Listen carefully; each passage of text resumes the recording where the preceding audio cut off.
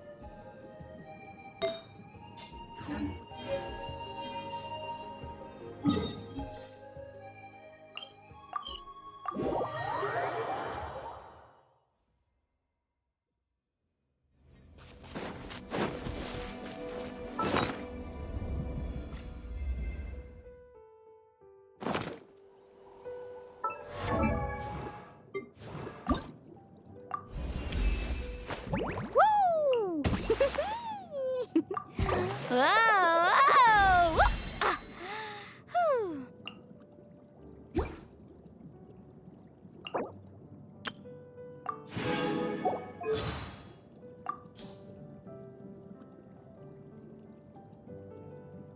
It's my lucky day, I just know it! Feels like I could even conquer those massive waves I bailed on last time. No time to lose. Bring on the challenge!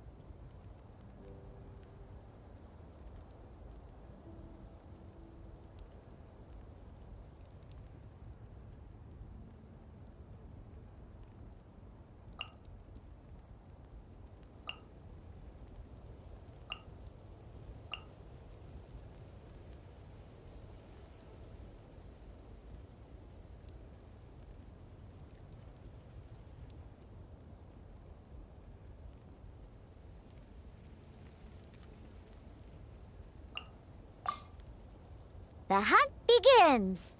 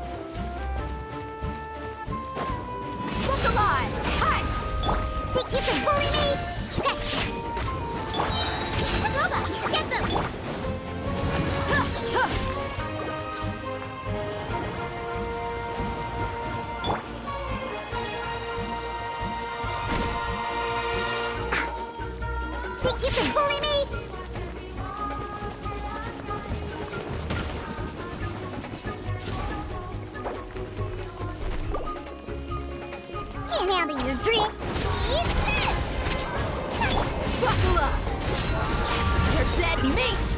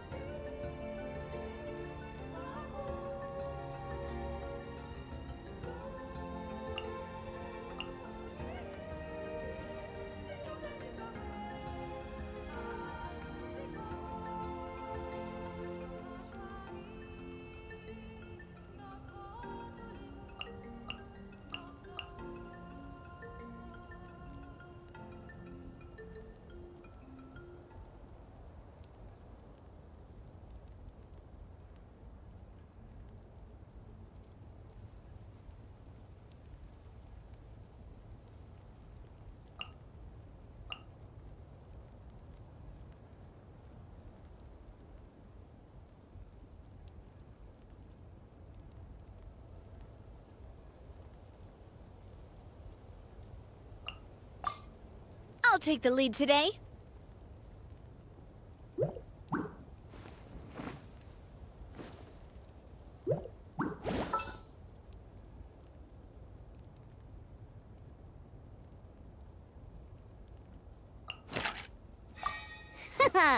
Leave it to me.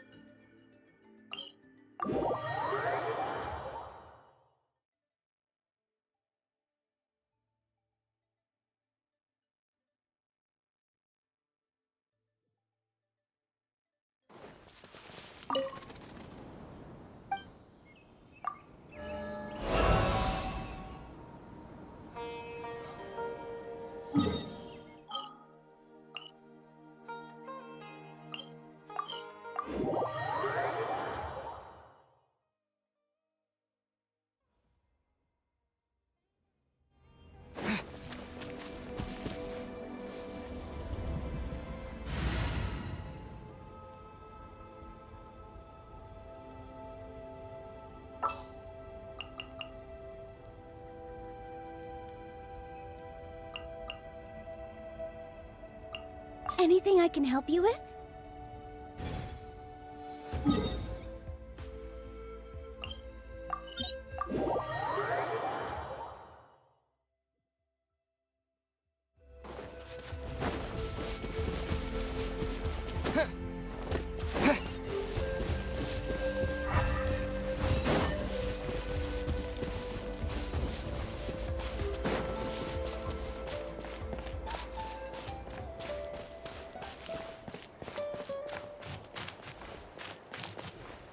Oh, come on!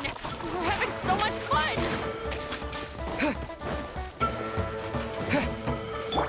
Everyone hold hands! Here! Make yourselves at home! Covenant of the Deep!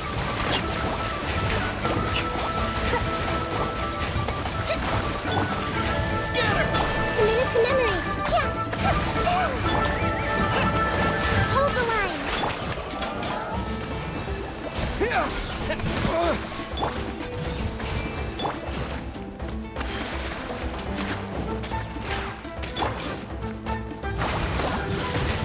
With all my strength! Propagate! Rust and rebuild! Sharing my knowledge! This way through the river. All eyes on me! Slide! Sprint!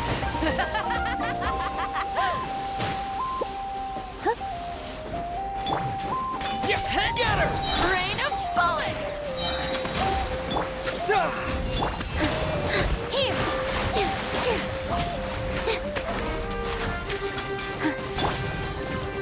Billowing surge! Propagate! Let's move on.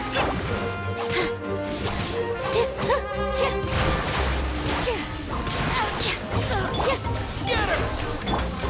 Grow! Hold the line! Yeah!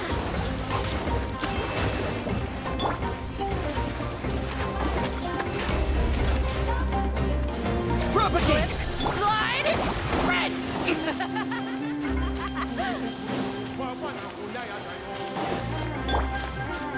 I see everything!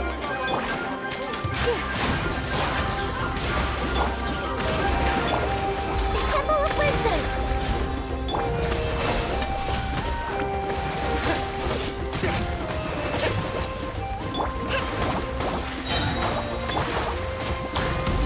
Committed to memory!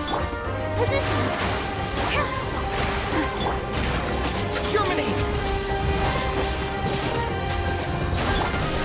Bring refuge! Allow me! This dance is for you! About battle! Scatter! Slide! Sprint! Hey! Sharing my knowledge!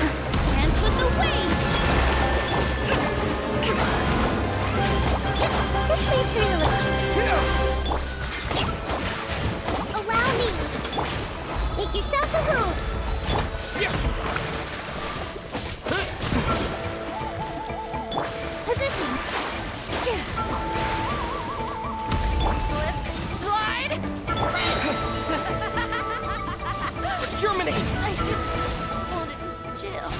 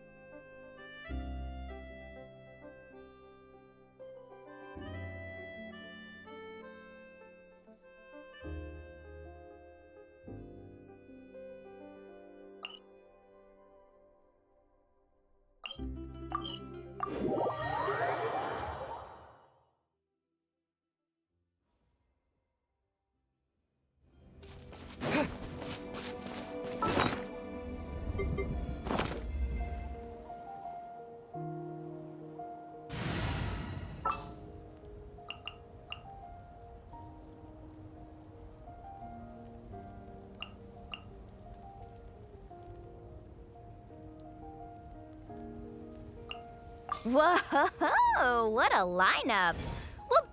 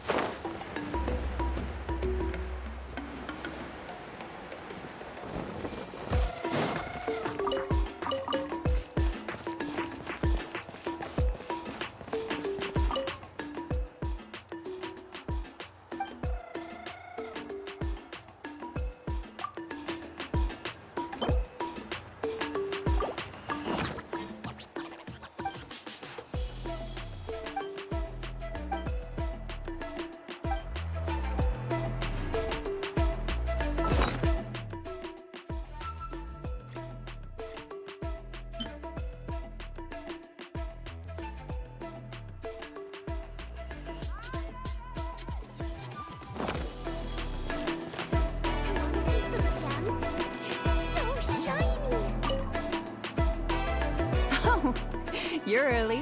Looking forward to your gift? That's right. Nechka's been so sick, and Tlasoli had to give up what she loves. Things might get better, but they could probably still use some cheering up. I've already asked someone to swing by and let Tlasoli know we're coming. She's probably made all the necessary preparations.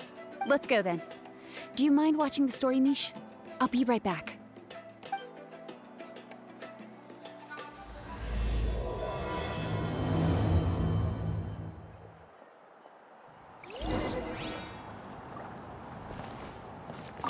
Again? All right. You two take care of Master Chevin, okay? Don't let her go anywhere dangerous.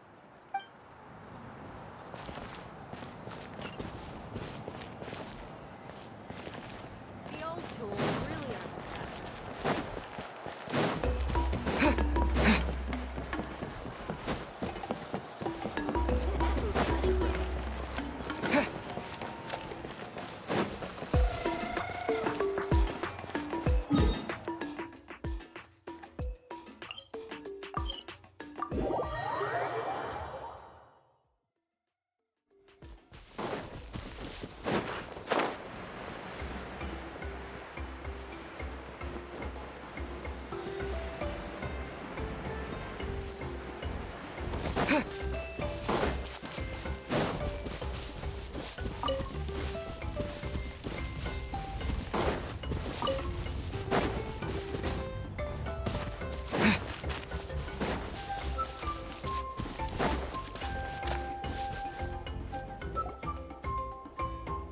Here we are.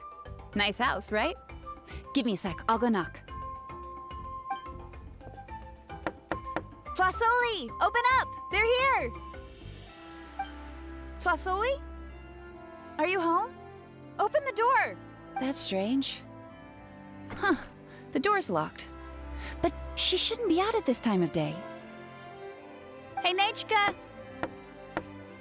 Nechka! It's me, Chevin! Open up, please! Still, I told Tlasoli we were coming. Maybe she had to take Nechka out to get some medicine.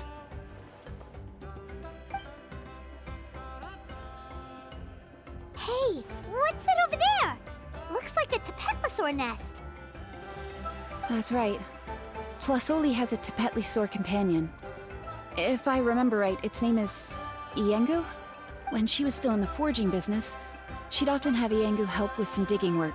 But since Nechka fell ill, she hasn't let it dig much recently. Wait a minute. What the... This place is a mess! Iengu's nowhere to be seen either. Oh, look at all these broken boxes. Something terrible must have happened. Oh... Alright, I'll just... find a place to hide for now. How is it that every single time Emish tells me not to go someplace dangerous, I end up running into danger? It's like her words have some sort of power over me. Maybe it's the Wyab's doing. How is it that every single time Emish tells me not to go someplace dangerous, I end up running into danger?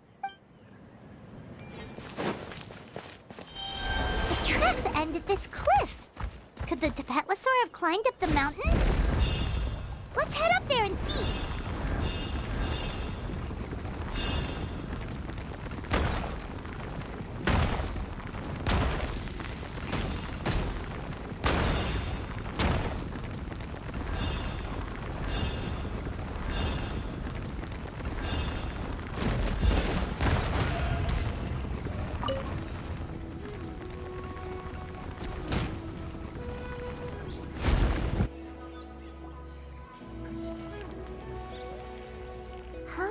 There really is a Tapetlosaur up here. Might not be Tlasoli's companion, though. Paimon still doesn't see any sign of Tlasoli. Hey, Traveler! Paimon! That's Chevin's voice! Come down, quick! Tlasoli's here! Huh? We just got up here and Tlasoli's back already? What a coincidence. Why is the Tapetlosaur coming along? Whoa, hey, don't run, you'll hit us!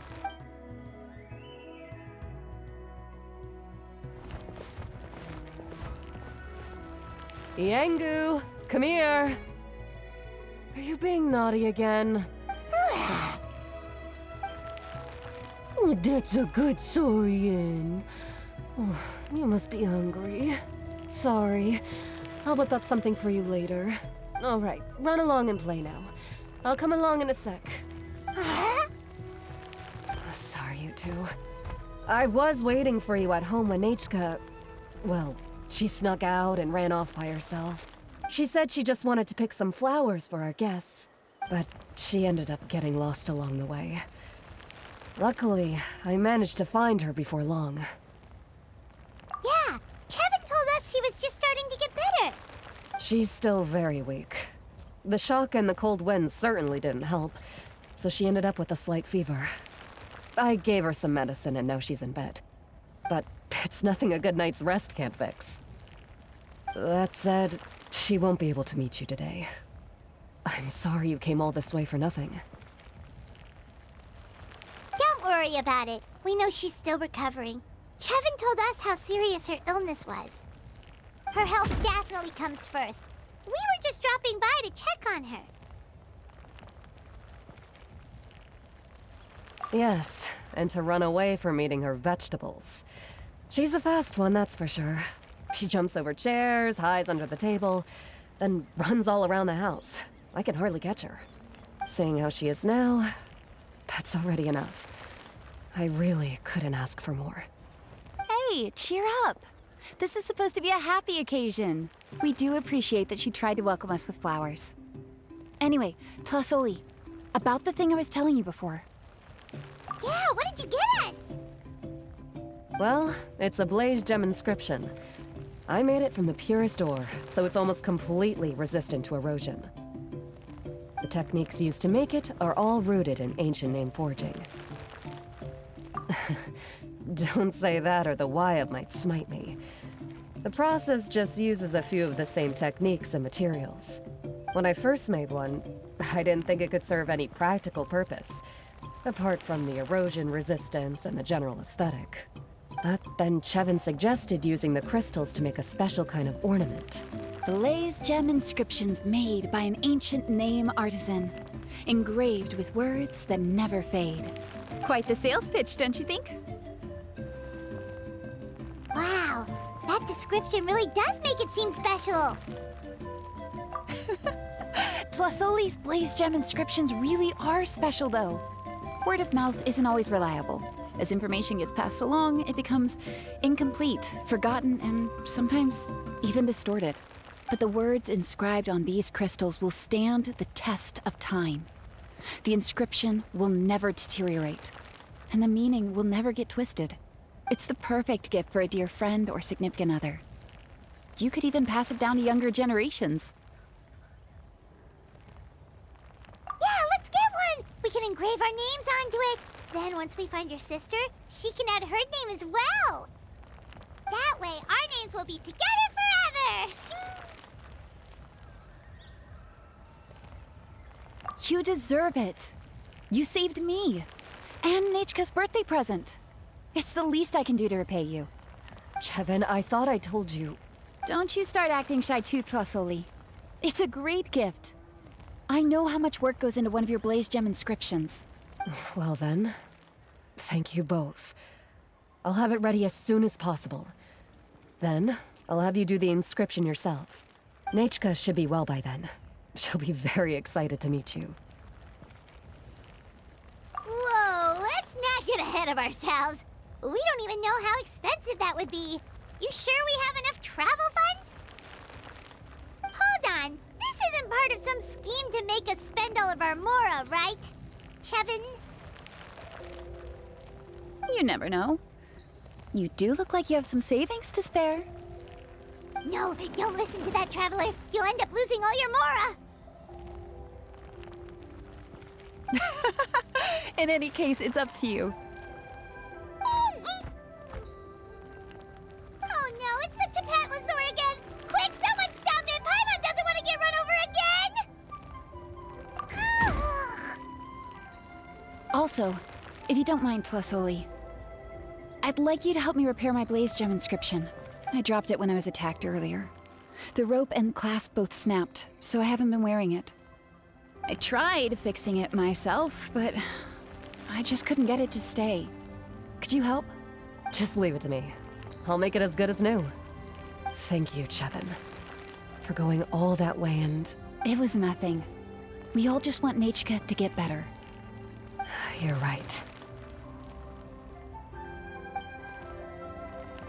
Miangu, behave yourself. I'll feed you in just a second. I'll have Chevin contact you once everything's ready, Traveler. Maybe we'll even line it up with Nechka's birthday. We can even have a little party. Oh, that sounds great! We'll look forward to all the good food, and we'll make sure we're ready to eat. Anyway, see you around, Tlasoli! Look after yourselves. Nechka is going to be so happy to meet you.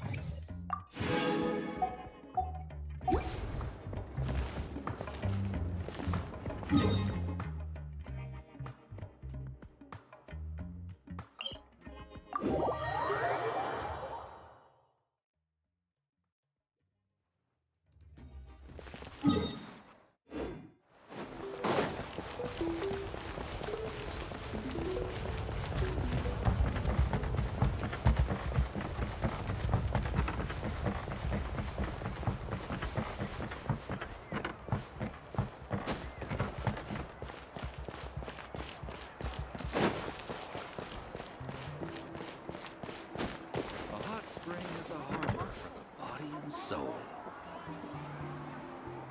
Someone looking for me? Oh, why if it isn't the Traveler and his companion. So what brings you here? Do you need help with anything? We want to visit the mysterious island. The mysterious island, huh? Is there something wrong?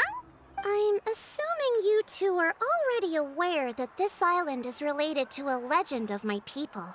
Yeah, but now that you mention it, we don't know anything about the actual legend yet. Then allow me to explain it to you two. It is said that the first chief of the people of the Springs was the most outstanding guide in all of Natlan. He discovered many deserted domains and found countless treasures. But to prove himself once more, he embarked on yet another journey in search of a legendary, mysterious island. He endured many hardships along the way, but he persevered and managed to reach the destination. The island emits a golden light where countless treasures are buried. But instead of claiming the treasures for himself, he left behind a trail of clues that lead to the island. Since then, many people from later generations have undertaken the challenge of finding the island. After all, to find the island is to find riches and glory. Oh, that makes sense. So could you tell us how to get to that island? Oh, Paimon gets it. This is like a big secret for the people of the spring, so you can't just tell anyone, right? On the contrary, it's quite the opposite. The legend and the clues needed to find the island are all already known to the public. Oh! Well, then what's the problem? Well, I'm willing to answer your question in exchange for a favor. What do you think? Sure thing! But what do you need us to do? Then you have my thanks. Allow me to tell you some details. I'll be honest, there are some among the tribe who are of rather base character. Not long ago, I received a report that a few of them were working together to scam visitors. As the chief of the tribe, I was very ashamed to hear of this. It's really hard to believe that could happen. They are targeting tourists who wish to visit that island. According to my sources, they would trick tourists into believing they are trustworthy guides before luring the tourists into spending a fortune for the sake of reaching the island. They run a pretty sophisticated operation. They would always claim the scammed money is some kind of legal travel expenditure, so it's hard to use that to directly convict them. So, I was hoping to find someone who could approach them and pretend to get scammed. Doing so would allow us to gather the evidence required to bring them to justice. The problem is, they would certainly recognize anyone associated with me, which is why I haven't been able to carry out the plan yet. Oh, Paimon understands now! We're the perfect bait because we're both tourists. Exactly! And as far as I know, you two are no pushovers. No matter what nefarious schemes they may come up with, you'll be perfectly capable of protecting yourselves, right? You betcha! If it's just a few scammers we're talking about, he'll take them all down! Wonderful! Then here, please take this. Whoa, that's a lot of Mora! Did we already earn a bonus? There will be plenty of rewards if you manage to catch those scoundrels. This Mora, however, is for other purposes. I'm sure some spending will be required on your part before they lower their guard. I certainly wouldn't expect you to pay out of your own pockets. So please use the Mora as needed, and collect as much evidence as possible. No wonder you're the chief. Seems like you've already thought of everything. Okay, we'll take it from here. I've marked the location of the scammers on your map. I'll leave the rest to you two.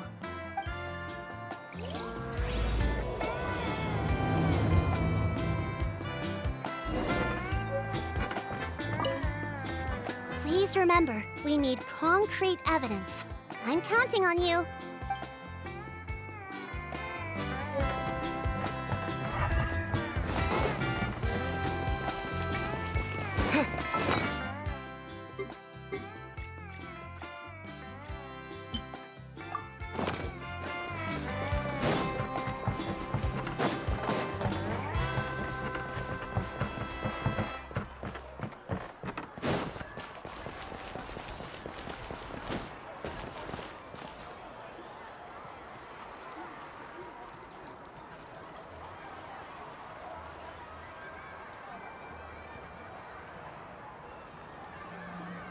This should be the place.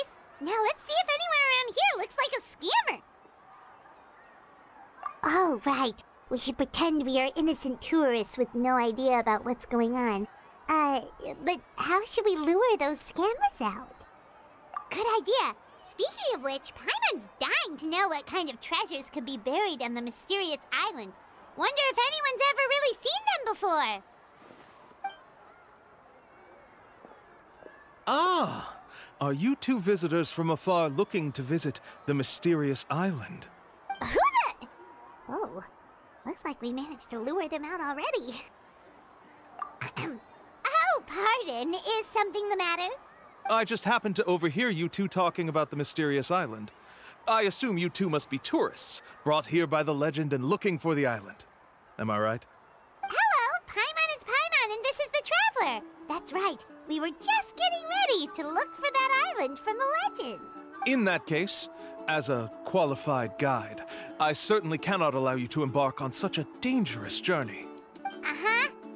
As the legend says, if you can manage to reach the mysterious island, riches and glory will be yours for the taking. Be that as it may, the journey to the island is full of untold perils and dangers. It would be nigh impossible for any average person to reach the island. But you are in luck. Allow me to tell you the purpose of our services. It just so happens that our mission as guides is to help visitors avoid danger, find shortcuts, and successfully reach their destination. Please, there's no need to worry. This was just one point I had to make perfectly clear. Although the legend and the clues to finding the island are known to everyone, the leads left behind by our ancestors are as enigmatic as riddles found on a lost treasure map.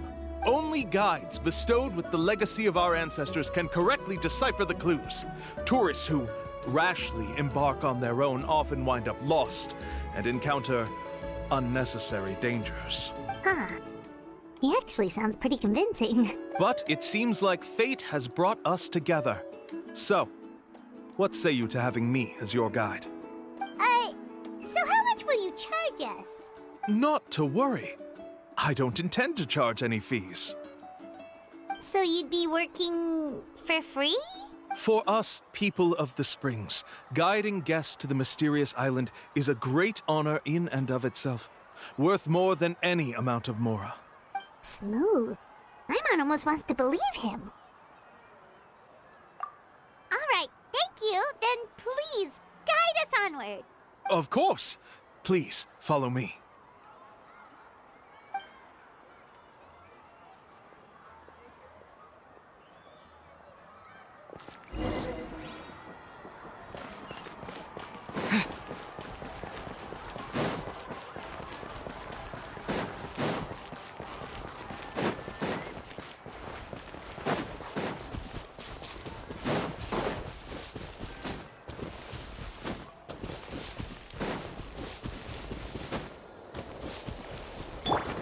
Faster!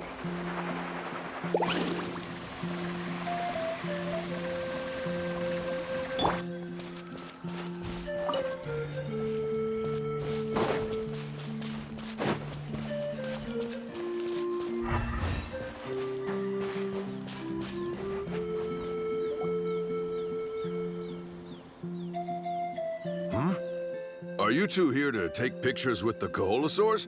Really? Can we?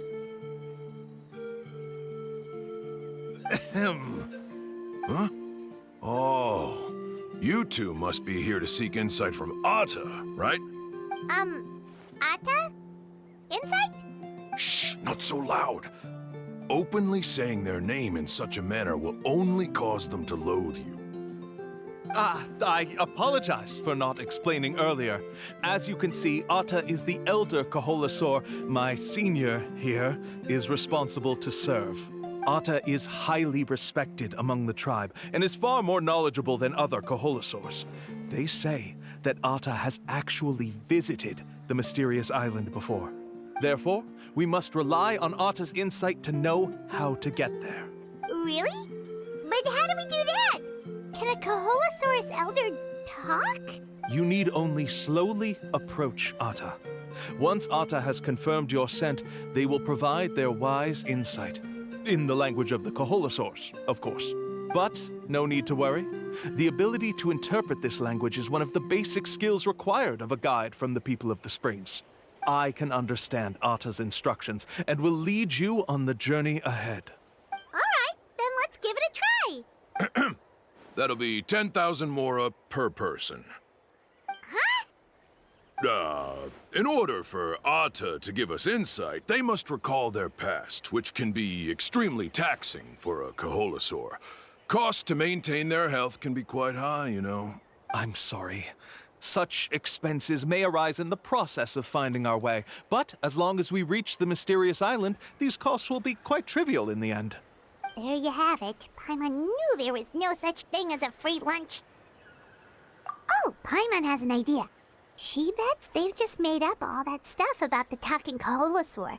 But if we can get a receipt, that'll be proof that they're scamming tourists.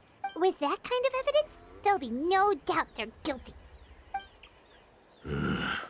What's taking them so long? Well, what do you say? I'll even throw in a group photo of you two with Aether. You won't ever find another deal like this. Oh, that's an unexpected bonus. Quick, let's pay the man.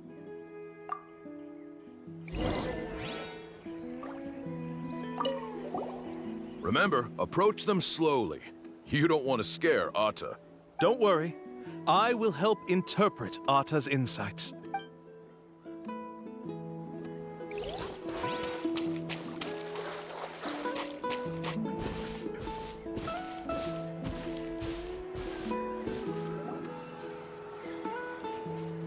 Whoa, Aether really didn't try to bite us at all. You can also pose now if you'd like a photo together. Okay.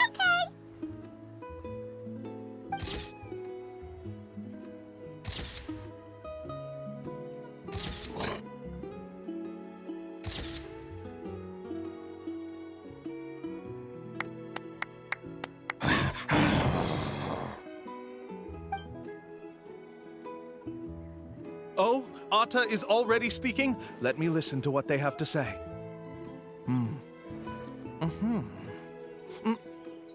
Oh, I see. Could you really get anything from that noise? Of course! Like I said, only a guide like me can understand their language. Let's follow Aether's instructions and proceed to the next area. Here's your group photo. I even packaged it up for free. Any chance we could get a receipt for that? No problem at all. Here you go. Please, come with me. We still have a lot of the Chief's Mora to use. Why don't we keep up the act and gather some more evidence? Paimon's curious what other tricks these scammers are using.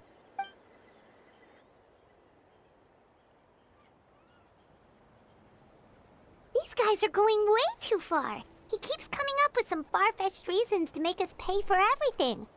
With all the evidence we have now, we could bring him straight to the chief and he'd definitely be convicted. But after handing over all that Mora, Paimon kinda wants to see if he'll actually take us to the island or not. Sorry to keep you waiting. After all the clues we've gathered, I've managed to find a shortcut to the island. Oh, alright, then let's get going!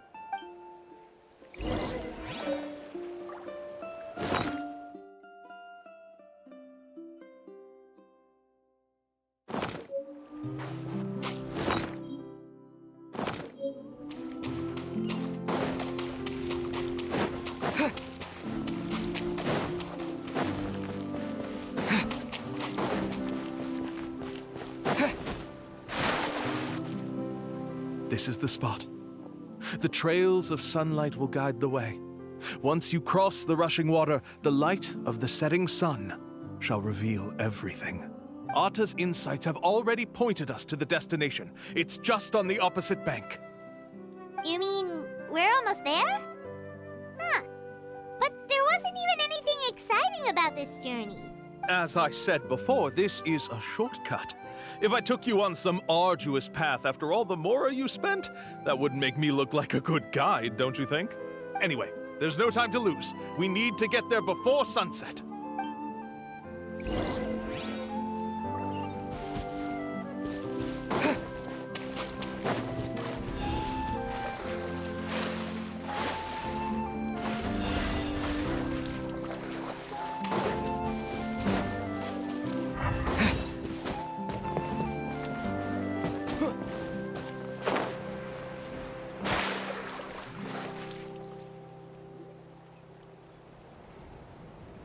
According to Aether's insights, this is the place. We're here. You mean the mysterious island? Yes, I've led you to the island just as I promised, which means it's time for me to say goodbye. Hold on! Are you serious? This is supposed to be the island? Then what about the treasure? And look at these wooden signs and artificial lights! Even we can tell it's fake! All that stuff about treasure is just part of the legend. I didn't make any promises about what you'd find. And who says a mysterious island can't look like this? Huh. Since you seem to have dropped the act, then there's no need for us to continue either. We were commissioned by the chief of the people of the Springs to gather evidence of your scamming activities. With these receipts, your scamming days are over. You sure? Then what's written on those receipts? Huh. Let's see. Huh? Wait, all the writing has disappeared. I took you all this way just to buy enough time for the handwriting to disappear. Even if you were to go back to the people you paid, you'd only find that they were using fake names, making them impossible to track down. You want to report me for scamming tourists? Then be my guest. I'll just say that I'm being falsely accused. With that settled, I'll be going now. Now he's trying to get away! Let's go after him!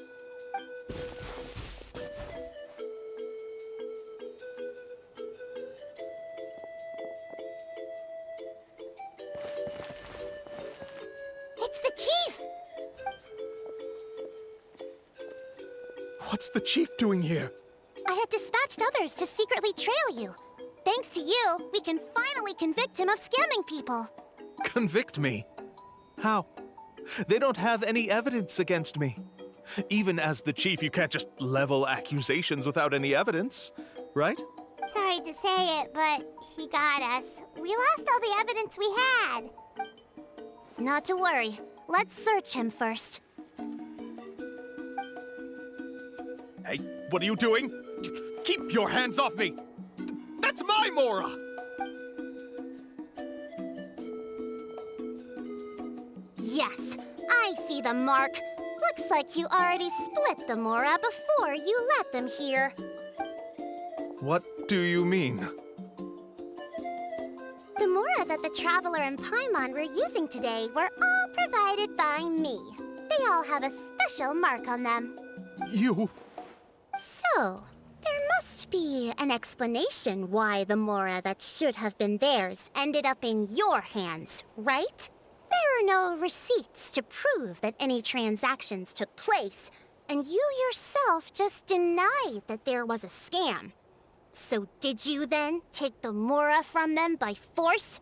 Take Mora from others by force? Oh, that's an even more serious crime than scamming! You... Ugh. All right. Sure, I admit that I coaxed them into spending a few times, but I wouldn't go as far as calling it scamming. We have witnesses standing right here, you know. Fine. Yes, it was all a scam. Woohoo! No wonder you're the chief of the tribe! I still don't understand how so many people have been getting duped by them. You need only stop and think for a moment to see through the whole thing. If he claims to be able to find a shortcut to the mysterious island, then why hasn't he just gone there and claimed the treasure for himself? Why even bother guiding others there? That's a good point. Speaking of, have any guides from the people of the Springs ever found the treasure of the mysterious island? I can answer this question along with your previous one about how to get there. The answer is actually very simple. There is no shortcut to the island, and most people don't even meet the requirement to ever reach it. If you don't meet this single condition, then even guides from the people of the Springs, despite all of their abilities, will find it difficult to overcome the obstacles along the way. Which is exactly why, even though the clues to the mysterious island are open to the public, few have ever made it there. There's a requirement? What is it? Let me ask you something first. What do you think a real journey to the mysterious island should be like? It should probably involve overcoming a lot of hardships with your companions before witnessing some breathtaking sights, uncovering a really touching story, oh, and scoring some super cool treasure at the end. And therein lies the key point. Overcoming hardships with your companions. It's said that when the first chief set out to search for the island, the ones who accompanied him were not clients nor tourists, but his closest friends. The legend also mentioned that only those willing to entrust their lives to one another will be able to reach the island together. Therefore, the requirement to reach the island is journeying with your closest friends. The kind of friends you would trust with your life. So that's the key. From what I can see, you and Paimon are exactly those kinds of friends. The kind that would trust each other with anything. But, unfortunately, neither of you are experienced guides. And if you were to hire someone else, then I'm afraid you could probably never place your lives in the hands of someone you met on a pure monetary basis. That's true. But don't feel discouraged. I believe that this beautiful land that I call my home will not disappoint you. Whether it's remote islands or ancient ruins, I'm sure they can also provide you with plenty of exciting adventures. And let me tell you a secret. The elders once told me that beneath these very ruins lies a way to reach the sky. Or maybe someone already discovered that. No matter. If you two want to go adventuring elsewhere, I can also give you some suggestions. Yeah, thanks for that.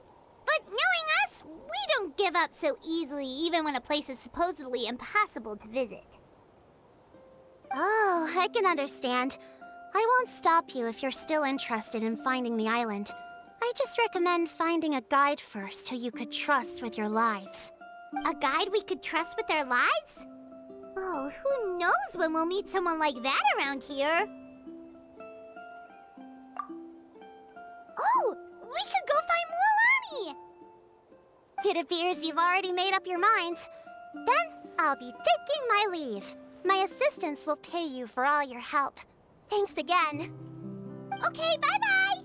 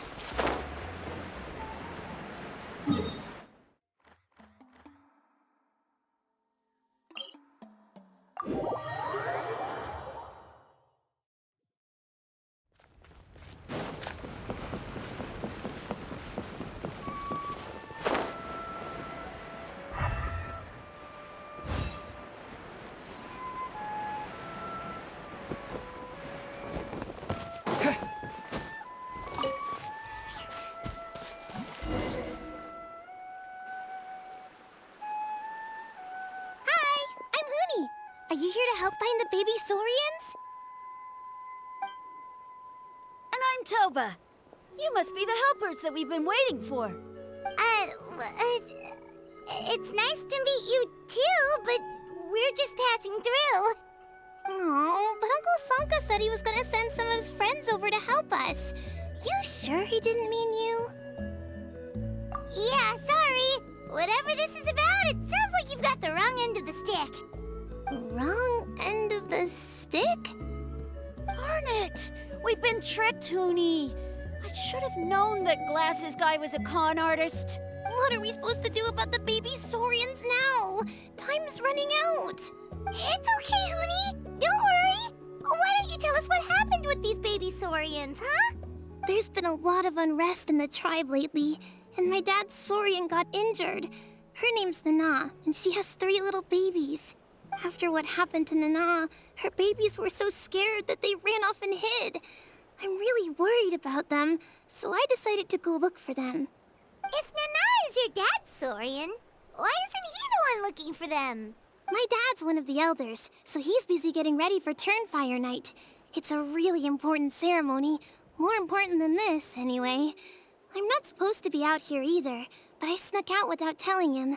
I didn't think it would take very long, but then that guy we ran into made us tell him loads of stories, and it wasted so much time. Yeah, he was so selfish. He doesn't have a heart. It's all right. Don't let him get to you. We're here now and we'll help you because we care a lot, don't we, Traveler? They should be. I already managed to find their tracks, and it seems like they're hiding on the cliff. Really? Wow! Thank you so much, Mr. Traveler and Miss Paimon. Awesome. You gotta be careful out on the cliffs, though. They're really steep. Even grown-ups have trouble climbing them.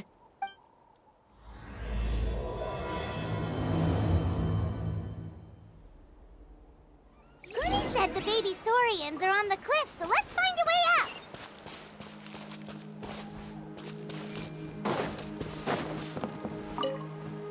Good luck, and stay safe. We'll wait right here.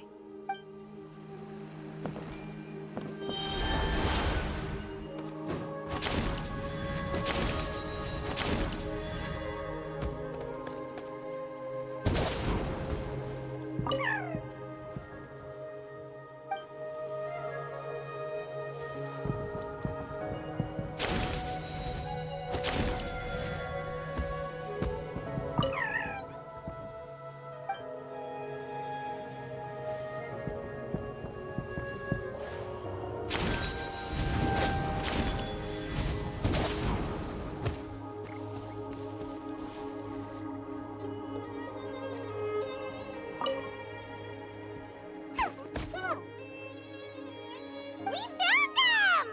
Wait, but what's that other... A how?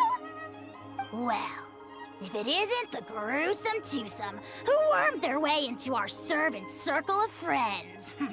Still awestruck from the last time we met? Would that be why you hastily scrambled up here to pay your respects the moment you saw us? I suppose we can't blame you. Such is the spell that our Majesty casts on our minions. Very well. You heathens leave us no choice. The almighty Dragon Lord, Kahula shall grant you the audience that you seek. Come, pucker up. You may now kiss our feet. Wait, aren't you like Kanich's sidekick? What the heck are you going on about? You're somehow managing to be even more annoying than the last time we met. Silence! Who are you calling sidekick? We are the Dragon Supreme, sovereign ruler of the Nation of Flame. We shall have you know that last time, were it not for Kenich's earnest pleading on your behalf, you would have received not a single word of mercy. Oh, come on. You talk big, but Kinich clearly has you under lock and key. That's great, sovereign to you. You dare invite the wrath of the almighty Dragon Lord, Kahula. You will burn in Turnfire for 1,000 years for your blasphemy. If you must know, our humble servant begged us to investigate an abyss incident near Hoytzitlan, and we chose to grant his request. Abyss incident? See this little lizard? Its mother, a medium-sized lizard, came under the influence of abyssal power. In her confusion, she attacked my servant's tribe, then assailed her own offspring. Yikes. So how is she doing now? She was but a lowly bug fighting against the power of the abyss. Naturally, she has departed for the Night Kingdom. Such a fragile creature. Apparently, she ended her struggle by leaping from a cliff. Leaping from a cliff? My dear anemic flying ant, as addled with questions as your head may be, please keep them to yourself and wipe that absurd expression off your face. We are the almighty Dragon Lord Kahula, not a wish-granting fountain. Anemic flying ant? You... Just you wait. Two can play at the ugly nickname game. We sense a faint abyssal energy. An evil sorcerer must be lurking nearby, but they are well hidden. If you encounter any suspicious outlanders, be sure to give them a robust interrogation. Suspicious outlanders? Wait, are you mocking us? How dare you cast aspersions on your ruler, heathen! You're just lucky that our servant has such vile taste in friends. Otherwise, we would beat you black and blue, and then purple, then black again! If you're not here to kiss my feet, then get out of my sight. Do not impede the work of the almighty Dragon Lord, Kahula. Potty mouth on that guy! Paimon is furious! Still, good to know about the abyss threat, huh? Wasn't expecting that. Let's not get sidetracked.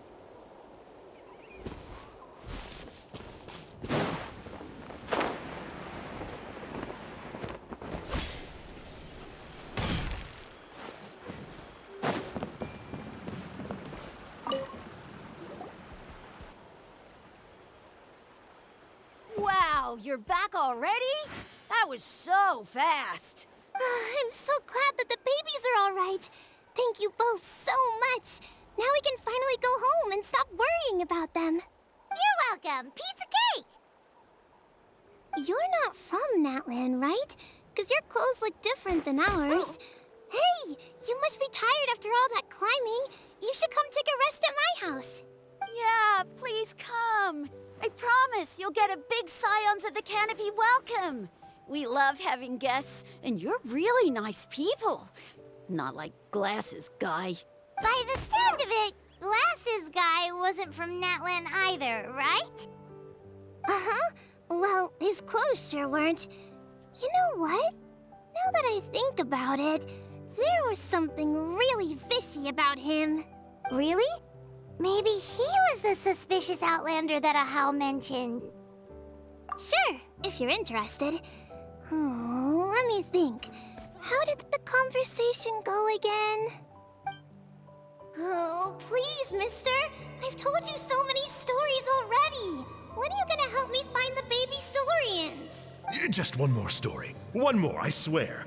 Why don't you tell me more about that ball of fire? I heard that there was a huge transparent ball of fire that used to burn 500 years ago, 1,000 years ago, maybe even further back than that. Oh, you mean Turnfire. That's where the ancient name Mollypo comes from. Oh, wow. So it was the origin of an ancient name. That's impressive. Uh-huh. There's a story behind every ancient name. The legend goes that the Turnfire first appeared in the era of the Grand Alliance. It was used by the tyrant Khan to rule over Natlan and oppress anyone who opposed him. Turnfire is different from normal fire. If you get set on fire with it, you'll feel horrible burning pain from behind you, but you won't die from it right away. And whatever you do, you mustn't turn back to look at it. Why? What happens if you turn back? As soon as you turn around, poof! You get burned to a crisp. Well, good golly gee. I mean, it's one thing to singe someone's clothes, but burning people alive? That is a big no-no in my book. Right? How nasty is it to burn someone from behind and not even let them turn around to look? Khan really was an evil tyrant. Yes, shocking behavior. Now, let me guess. Eventually, a valiant hero came to save the day? That's usually how these stories go. Good guess, Uncle Glasses. Seems like you really know your stuff. The hero was called Yupanqui. He's the ancestor of our tribe. Mm-hmm. Yupanqui was friends with Khan the Tyrant, and also Shibulanke, the first Pyro Archon. He was working as an ordnance officer for the Grand Alliance at the time.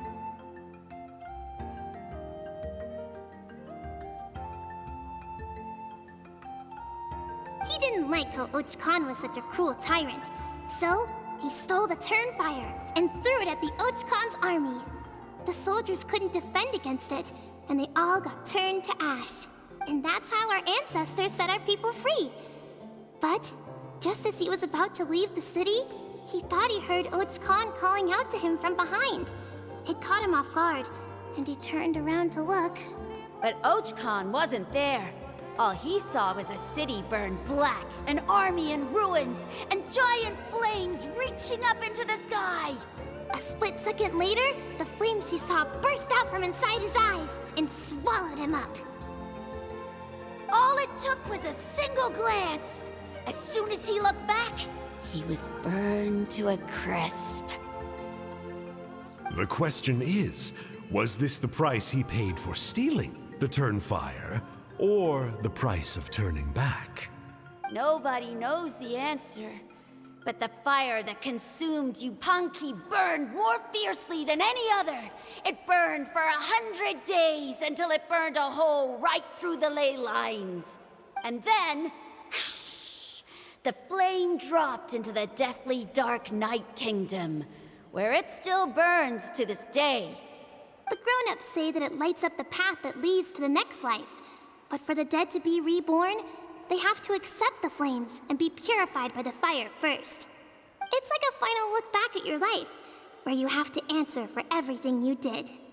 Anyway, that's the story of Yupanqui's Turnfire. Ah, a fine parable indeed. So, is it true? Is it really possible to find this fire in the Night Kingdom? I don't know. I think it's just a story. Either way, I assume this name has been passed down in your tribe ever since? Sure has. It went to Burkina, the hero that we celebrate on Turnfire Night. But that was 500 years ago. Yeah, and now it belongs to Kinich. So we often call him Malipo Kinich. Kinich, huh? All right, Uncle Glasses, that's enough stories. Now, can you please go find the baby Saurians for us like you promised? I would, but doesn't the legend of the Turnfire teach us not to look back? Let's not go dredging up the past. Tell me more about this Kinich guy. One more story, I swear. Starting now. No? Careful, Toba. You look dangerously close to cursing me out right now. Tut tut. We can't have that. Cursing is for grown-ups only. Uncle, you'd better not be trying to trick us, or the Turnfire will get you when you die. How would it get me if I'm outside of Natlan? Uncle Glasses isn't from here, you know. Unlike you. Huh? Wait, is that? All right, kiddos. I'm a man of my word. 2 of my friends are on their way here, and, yeah, they'll help you out on my behalf. Work them like dogs, okay? That's what they're here for. Don't go easy on them just for my sake. Really? Well, first, can you tell us your name? We met at the foot of this cliff, so beneath the peaks, let's go with Sanka. Seriously? If you don't believe me, turn around and see for yourselves. They're right behind you. Huh? Where? Oh, wait! Uncle Sanka, where did you go? Yeah, definitely a fishy character. It sounds like he was digging for info about the ancient names. Yeah, and not only that, but he betrayed us too. He'll pay for this. All he got out of us was some stories, though. What's the worst that could happen? Traveler, maybe we should go tell Kinich about this. Ahau says he's investigating it, but he's a bit of a loose cannon. We probably shouldn't take him at his word. Huh? You know Kinich? Not very well, but we have met him before, and one time we had a meal together. Aw, man, I'm so jealous. I never even spoken to him. He's so cool. He's the Saurian hunter, and he has a really awesome ancient name. Me neither. I don't think my dad really likes him, though. He always tells me to stay away from him. Probably because of that little creep he always hangs out with. He's nasty, and he's so full of himself. Oh, the creep who calls himself Kahul Ahau? Yeah, we've had the pleasure of meeting him too. He sure loves pushing people's buttons. Exactly. I don't know why Kinich partnered up with him. Why didn't he pick me instead? Uh-oh! Honey, look how late it is. We've been out way too long. We better get home now or we'll get yelled at. Oh, yikes. You're right. Okay, well, this path here leads to our settlement. If you decide to visit, remember to come to my house. If there's anything you need, my dad can help get it for you. Hope to see you soon. We gotta run. Bye for now.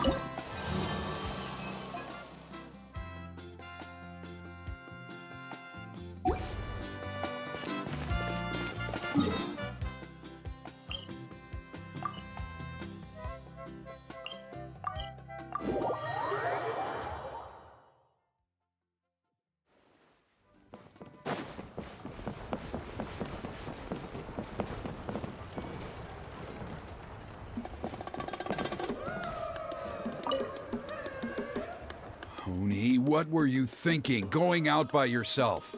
Don't you know how dangerous it is? It's okay. Toba helped me. And we met some kind strangers who helped us. And Kind strangers? What made you so sure they were so kind, huh? Oh, I suppose they had kind stranger written on their foreheads? yeah, actually, they did. In big, bold letters.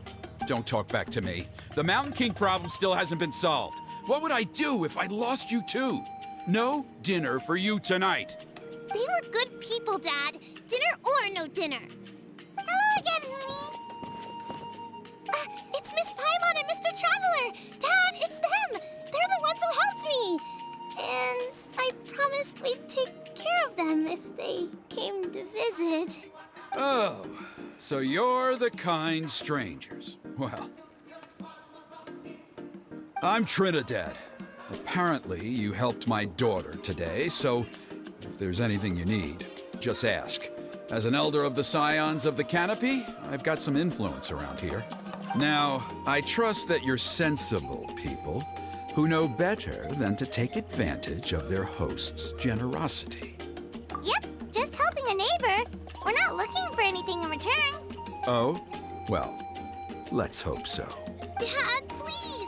They're not bad people! They've eaten at the same table with Kinich before! Be nice to them! Kinich? Wait! I heard that two mysterious travelers from afar showed up at the Stadium of the Sacred Flame. Are they you? And Paimon's the other. I do apologize. A lot's been going on in our tribe lately, and I suppose the pressure must be getting to me. I can't believe I was so rude to you. I feel ashamed. We got off on the wrong foot. Can we, start over? Oh, now we're talking. Seriously, though, don't worry about it. Already forgotten. We're just happy to see Huni got home safe and sound. Oh, you just arrived, I take it, and it would be my honor to give you a hero's welcome tonight. Careful now. That's quite an about-face. We've heard that kind of thing can lead to spontaneous combustion around these parts.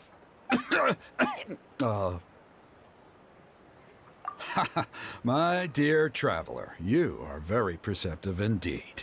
Go inside now, Huni. Dad's got some important business to discuss. Okay, look after Mr. Traveler and Miss Paimon. They're very special guests.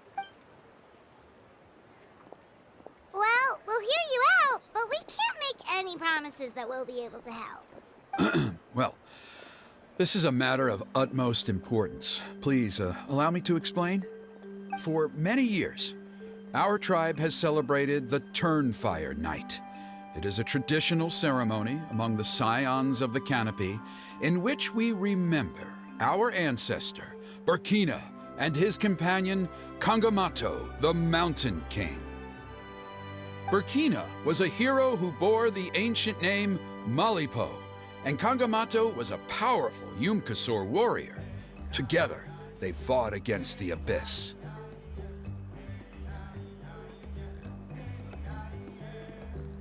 They were victorious, but it came at a great cost. Burkina paid with his life. The Mountain King survived, but was contaminated by the Abyss, and he remains in hibernation to this day. Normally, Yumkasors never live longer than a century. It is possible that the Abyssal power is responsible for his unnaturally long lifespan. Oh, that's right. The Mountain King is a living symbol of our glory, but even this glory comes at a price. The abyssal power inside him is highly sensitive, and when it is disturbed, he awakens and flies into a blind rage, attacking anything that moves. So, besides the ceremony, another important part of Turnfire Night each year is cleansing the abyssal power inside the Mountain King, so that he will remain sound asleep. However, Abyss-related incidents have been on the rise in that land lately, as I'm sure you're both aware. As a result, it has become increasingly difficult to keep the Mountain King in hibernation. Only 5 months have passed since the last Turnfire Night, and he's already showing signs of instability. Has he woken up again? He has. We managed to contain the situation by performing a makeshift ceremony right away, but it was a close call. He could reawaken at any moment. Also, he attacked and wounded my companion, Nana, during the ceremony. She became contaminated by the Abyss as a result, and... We heard. Such a tragedy. We're really sorry for your loss. Yes, and Nana wasn't the first. Anyway, right now we're preparing for an exceptional Turnfire Night ceremony, and we need to find a suitable flame bearer.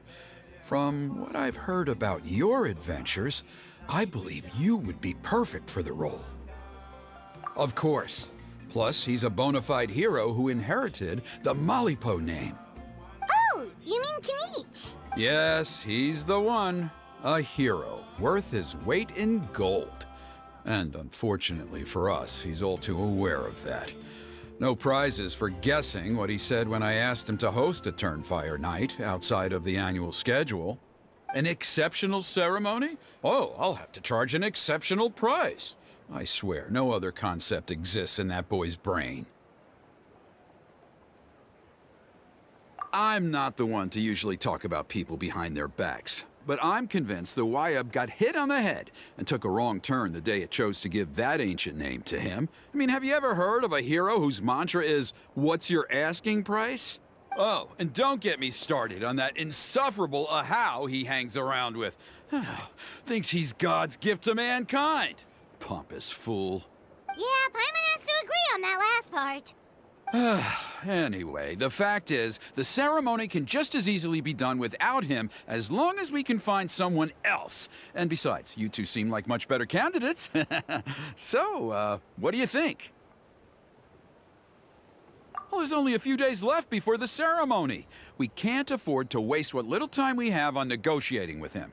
No, I much prefer if you would consider taking his place. Wonderful! I can't thank you enough. Huni was right about you. You have kindness in your hearts. Come with me to the other side of the mountain. I'll bring you up to speed on each step of the ceremony. Us experienced warriors, I'm sure you'll pick it up in no time.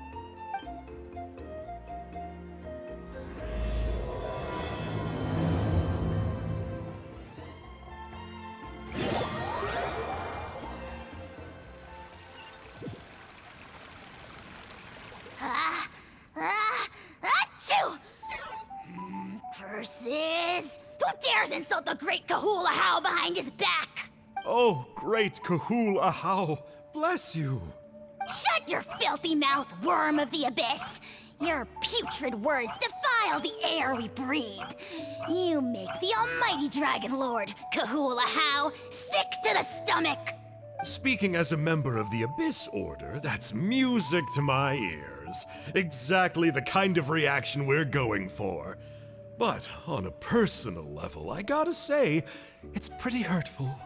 Ugh, never have we heard such brazen blustering from someone who is inches from death! Up yours, Four Eyes! We spit in your face! Okay, well, that I am at a loss to explain. How do I manage to stay so chirpy and cheerful? I can only guess it's some kind of powerful magic. But I digress. Mr. Kinich, I admit it, you, sir, are a legendary hunter. Still, the only reason you caught me is that I was reluctant to run away.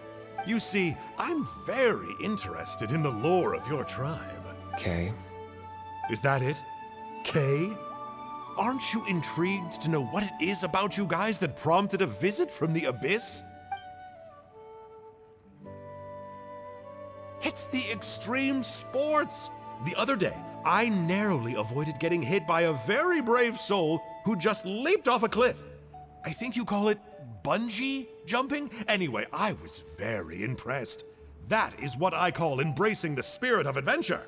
Look, I even did a painting inspired by the bravery and freedom of the Scions of the Canopy. You scum-sucking swine! Ugh, I swear, if you go bungee jumping, it'll be without a rope! Head first off the tallest cliff, with a band of hunters on your tail, and nowhere left to run, and a bottomless cesspit waiting for you on the ground. You say that, but I get the sense that Mr. Kinich isn't planning to take my life right now. On top of that, I'm tired of spying on you from afar. So why don't we just negotiate a comfortable operating distance that works for both of us? I've heard that the most important thing in human relationships is to respect each other's boundaries. What do you say, Mr. Kinich? Or you could tell me what it is you're really after. What? And then I'll name my price.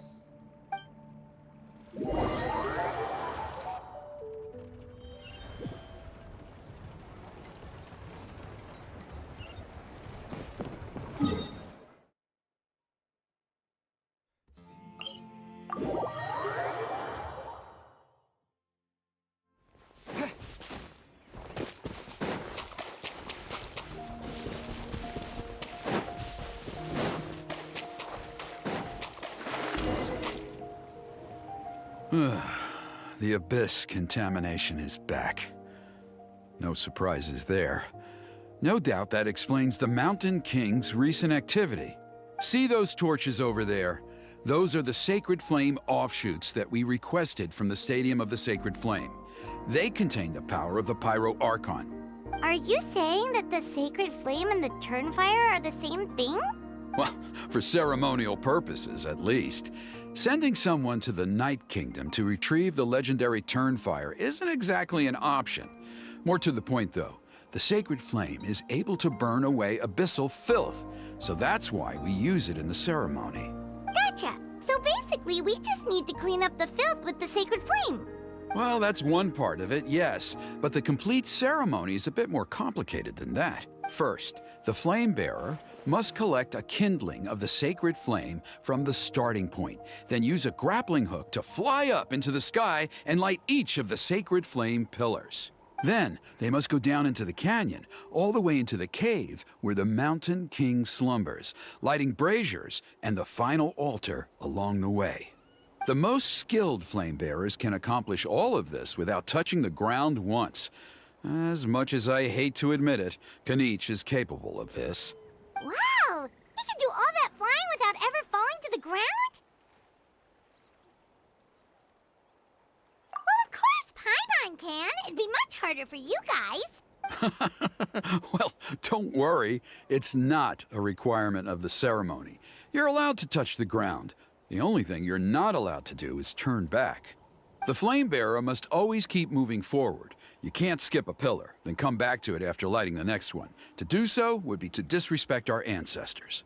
So, what actually happens if you do turn back? Surely the fires don't just go out. If you're not careful, you might get burned. What about today then? Does the same rule apply? Oh no, don't worry. Today is just a practice. The order doesn't matter. You just need to take the sacred flame, cleanse the filth, then go light all the braziers. Are you ready? I'll repeat all the key points again. Gather the kindling, cleanse the filth, and light all the braziers. I'll wait for you at the end.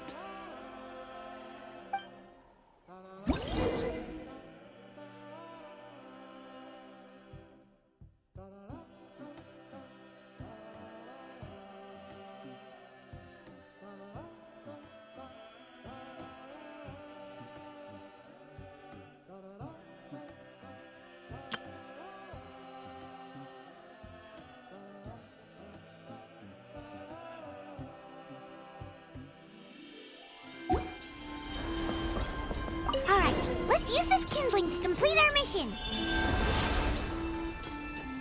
There's abyssal filth over there. Let's burn it away with the sacred flame.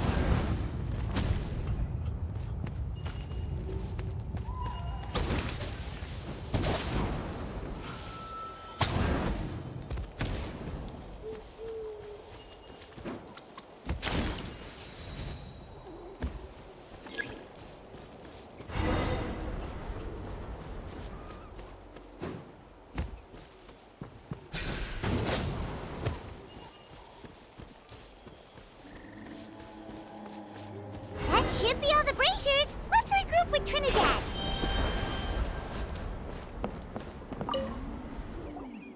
I knew I was right about you. You have outperformed all of the other previous candidates.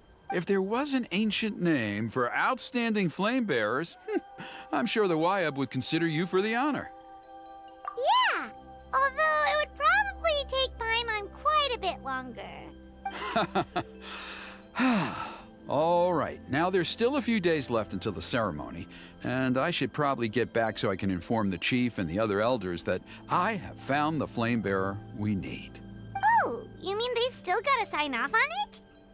Some of them are still hoping we can come to an agreement with Kinich, but that's only because they haven't seen you in action. Still, I'm the one responsible for securing a flame bearer, and my recommendation is you. Just for Paimon's own peace of mind, are you sure it's not going to be a problem having Outlanders take on such an important role in your ceremony? See that place over there? There was a time, long before the age of Burkina and the Mountain King, when we, Scions of the Canopy, called that our home. After a period of upheaval, our ancestors were forced to move away. Now, it has become a place where our youths go to develop courage and kindle a spirit of adventure. If we fail to keep the threat posed by the Mountain King at bay, it might not be long before we have to move again and find a new home. So, to answer your question, I think everyone will agree that you are the right choice. Fair enough. Desperate times call for desperate measures. I'll need you to drop by my place at some point before the ceremony, if that's all right. There are still a few final details that we need to discuss. Okay, see you later then. You have my gratitude. We've helped out with a lot of other local festivals before, but this one feels a little different. Anyway, let's take a break before heading back to Trinidad's place.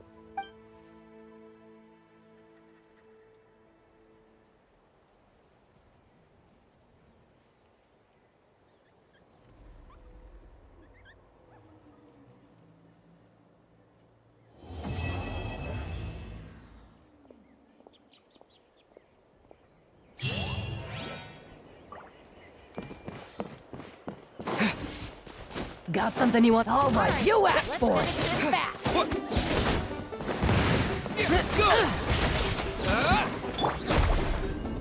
Check this out. Best of luck. Yeah, yeah. What? Yeah, yeah.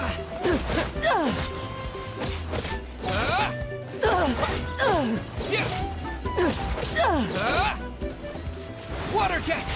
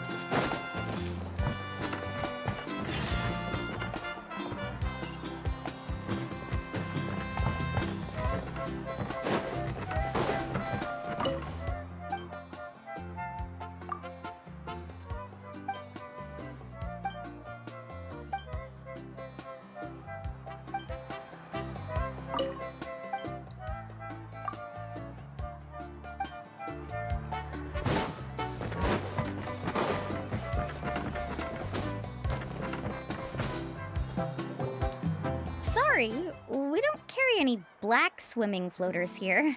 But why? Black floaters look really cool. May I ask whether you've had some bad luck lately? Well, yeah, sorta. The last pair of black floaters I bought ended up getting bitten by Kaholasaur. I nearly drowned. Which is why I want to buy some new ones. I knew it. I specifically asked an expert from the Masters of the Nightwind about this once. Black floaters bring bad luck. Really? Also, have you by any chance become a mosquito magnet? Or found yourself overheating? Maybe even suffering a little heat stroke? Yeah, that's exactly how I've been feeling. It's all starting to make sense now. In that case, I'd recommend either pink or blue swimming floaters. According to the experts, bright colors can not only lift your mood, but also bring good luck. I'll even offer you a discount if you'd like. Just see it as a way of celebrating your luck taking a turn for the better. You'd really do that? Then I'll take one of each. You got it. Ahem. Well, hello there! If it isn't the Traveler in Paimon. It's been a while, Mualani.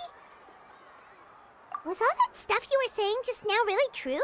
Do pink and blue floaters really bring good luck? Of course. I know a friend who nearly drowned once, but because she was wearing blue floaters, a group of Kaholasaurs came to the rescue and brought her back to shore. Whoa, for real? But let's get back to why you're here. Are you looking to buy some water sports products? Come on, don't be strangers now. I can give you whatever you need. You are guests here, after all. It's only natural for me to give some gifts to you. No, we actually came here to ask you to be our guide. Well, you've come to the right person. So, where do you want to go? We want to visit the mysterious island from the legend. A trip to the mysterious island? Oh. Do you have any concerns, Mualani? I assume you're already aware of how difficult the trip will be, right? Yep, your chief has already made that pretty clear. But with our adventuring experience and with you as our guide, we'll definitely be able to reach the mysterious island. Then I'll have to explain some things to you first. I learned all my skills as a guide from Uncle Nu, and he's the best guide in the whole tribe. But apparently, even he has never successfully reached the island. With a good guide to lead the way, a journey should usually be fun and pleasant. However, going to the mysterious island is different, and I don't know if I can guarantee that. But since it's you two asking, I definitely won't refuse. It's just my duty as a guide to explain these things before I officially agree to go on the journey. Paimon thought this would be a piece of cake for you, but it seems like we're actually asking a lot. Paimon will feel really guilty to make a friend go through a bunch of trouble just for the sake of finding some treasure. Mualani? Whoa, what's the hurry? Come on, what are you waiting for? Kolo just got back to the tribe. I heard he found another underground ruin full of treasure. Oh, Kolo's back. Wait for me. Who's Kolo? Oh, he's currently ranked as the #1 guide in the People of the Springs. Besides the tribe's first chief, he's the only other guide who's ever made it to the mysterious island. Really? He's always out and about, so we don't get to see him often. Sounds like this is quite an occasion, though. Let's go check it out. Let me put up the closed sign first. Okay, come with me.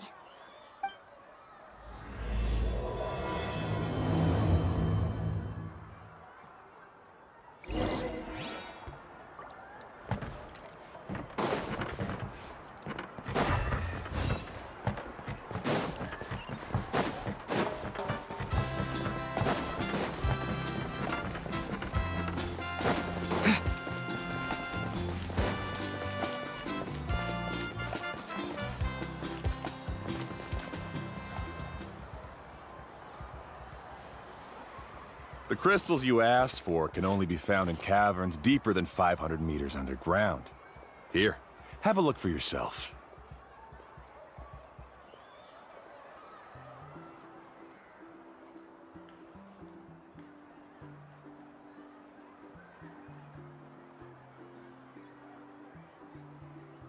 As for the people you asked me to take along, they almost all got lost in a cave. Out of my sense of duty as a guide, I brought them all back. Next time, just save the trouble and let me go alone. Indeed. Well done. No wonder he's the best. I wouldn't dare to go more than 200 meters down into a cavern like that. I wonder how much he made this time. Whoa, it really does sound like a super amazing guide. Do you think you could get some pointers from him, Mualani? Who knows? Maybe he could save us some trouble on our trip to the mysterious island. Ko'olo always treats his experience like trade secrets. He never tells anyone anything about being a guide. Oh, okay. But one day, I'll also be able to reach the island. That's him, right? Do you really think you'll be able to get his help? Allow me to do the talking. You must be the top guide of your tribe. I have a commission that I hope you'd be willing to consider. That guy sure looks familiar. Oh, aren't those two the scholars from Sumeru who were bitten by the Koholosaurs? They also wanted to go to the mysterious island, right? Seems they finally realized that they need a guide. A commission? Since you've obviously heard about my abilities, have you also happened to hear about my rates? If you're not intimidated by the price, then we can talk. Yes, I've looked into everything I need to know. As long as the trip is a success, then the commission fees won't be a problem. Oh? And where is it you want to go? The mysterious island. Just as Paimon thought.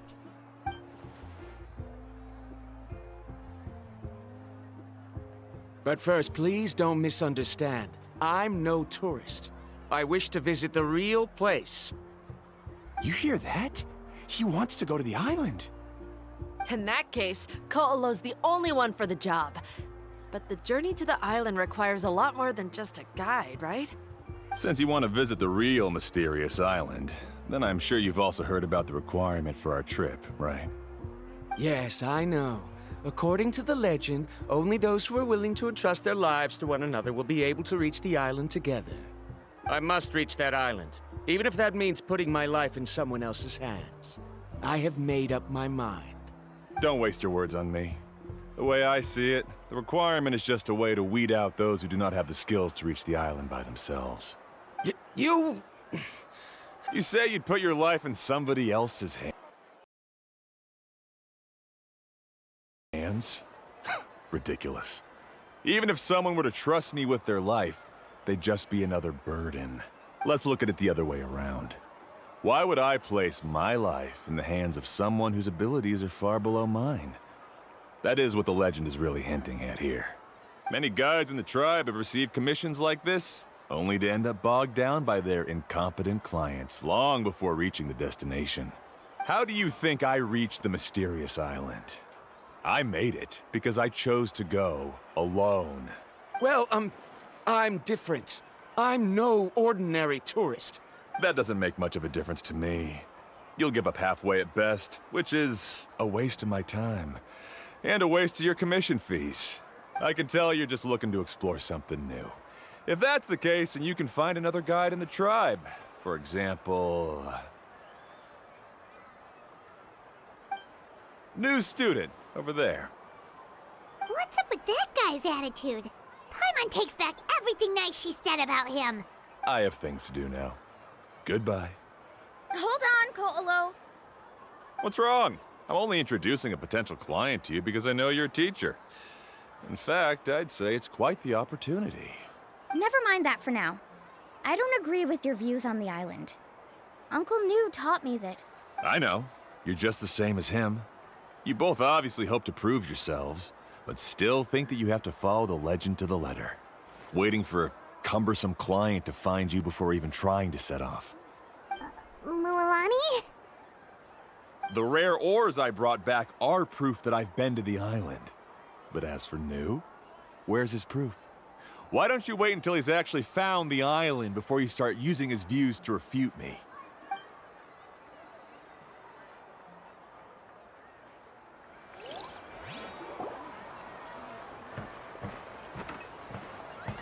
I'm really sorry. I just wanted to take you to see what the excitement was all about. I wasn't planning on getting into an argument with him again. That Ko'olo seemed to harbor some kind of grudge against you, Mualani. Or maybe your teacher. I know. Quite an impressive achievement for my teacher, huh? Even the best guide in the tribe can't stop talking about him. Oh, Paimon thought you'd be more upset. Of course not. Uncle New has also argued with Ko'olo before. I've already heard the same words several times now. But it's hard to prove anything to him unless you've actually been to the island. That's right. It's just that I've always seen the journey as something super important and not to be taken lightly. I was really surprised when you asked me to be your guide today. After telling you about all the dangers with such a serious face, I didn't make you think that you're causing me trouble, did I? Actually, Paimon did think about taking our invite back. No, please don't do that. Actually, that is also a part of what Uncle Nu taught me as a guide. The difficulty of the trip is the very first thing that needs to be clearly laid out to the group. If you want a chance of reaching the destination together, you must first reach a consensus on the amount of effort that will be required. I always felt that my teacher is no less skilled than Ko'olo. But Uncle Nu has never been to the island, so Ko'olo always uses that to push us down. So, as Uncle Nu's student, I've always wanted to complete the trip to prove his skills. It's a pity that I've never had the chance. But don't you have that chance now, Mualani? If you'd agree to be our guide, we're completely willing to trust you with our lives. With the help of the renowned traveler and his trusty companion, you'll definitely be able to find the mysterious island. Then you can come back and teach that Ko'olo a lesson. Oh, Paimon.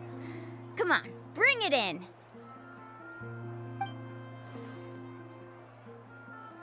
Aw, you're making Paimon blush.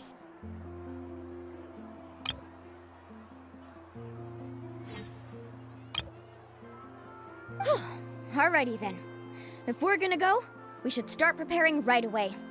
I've already had the plans for this trip written out for some time. Come with me.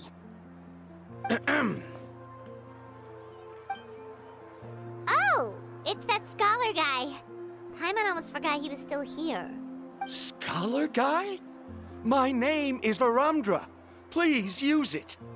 I didn't expect to see you again, Traveler and Paimon. Oh, and it's that lady too. Hello again. Excuse me, Miss Guide.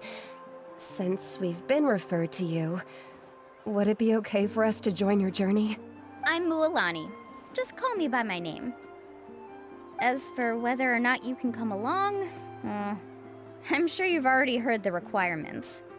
We've only just met, and I'm not sure you're cut out for this trip.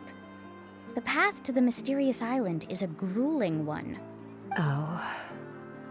I admit that after coming to Natlan, I've encountered many things outside of my field of expertise. It's understandable you're worried that we'll slow you down. So how about this? We'll set off with you as ordinary travel companions, and I'll pay you the usual commission fees.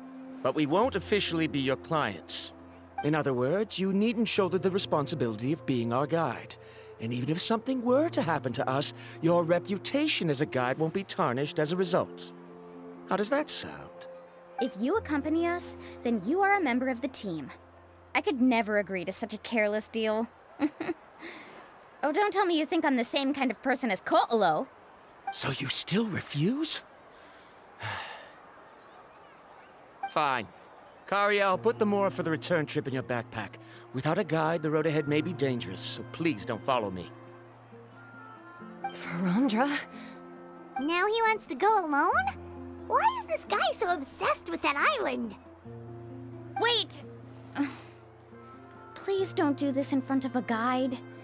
I can't let a tourist go on some dangerous journey all alone. Even my sweet mom would give me a harsh scolding if I ever let you do that. I'm so sorry for the trouble. Really. Don't say that.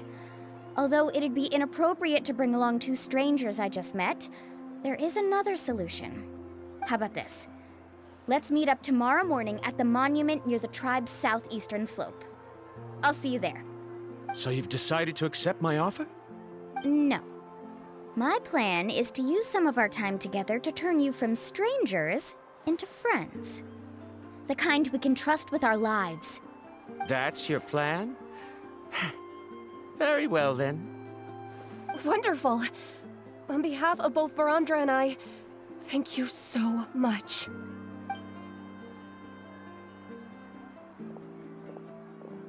Pretty sure only Mualani could come up with a plan like that. We need to get started on our preparations. Come with me.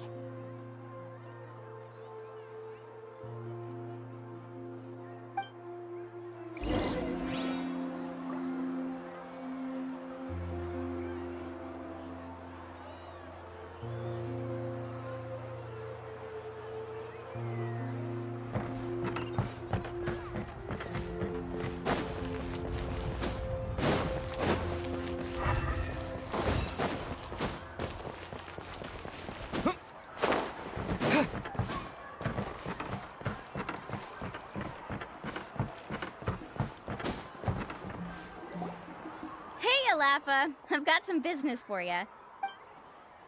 We've been over this before. The name's Yellowfath. I know. It's just that Laffa sounds so much cuter. Well, since you're the customer here, I guess whatever floats your boat. I need a camping tent with all the accessories. Only the best you've got. Another commission, huh? Just so you know, a full tent according to your standards is gonna be pricey. Is your client covering the bill? How much are we talking? Don't worry about the costs. I'll take care of it. Oh, but that's not right. Ahem. Let's make this clear, Traveler and Paimon. We're not working together like this is a hired commission, are we? Oh, no! We're traveling as close friends who trust each other with anything. That's what I thought. Honestly, I can be a little picky when it comes to camping equipment, and I don't want my friends to be paying for me. But don't worry, it's not that expensive. We're ready, Laffa. Your total is 200,000 mora. Isn't that still a lot for you, Mualani? Just imagine us in the wilderness, okay? We can either sleep out in the open, tired and weary, or simply spend a week's worth of pocket money and completely solve that problem. I'd say that's a great deal. You call that a week's worth of pocket money? Are you rich, Mualani? That's not important. We still need to buy some equipment from another store. Come with me.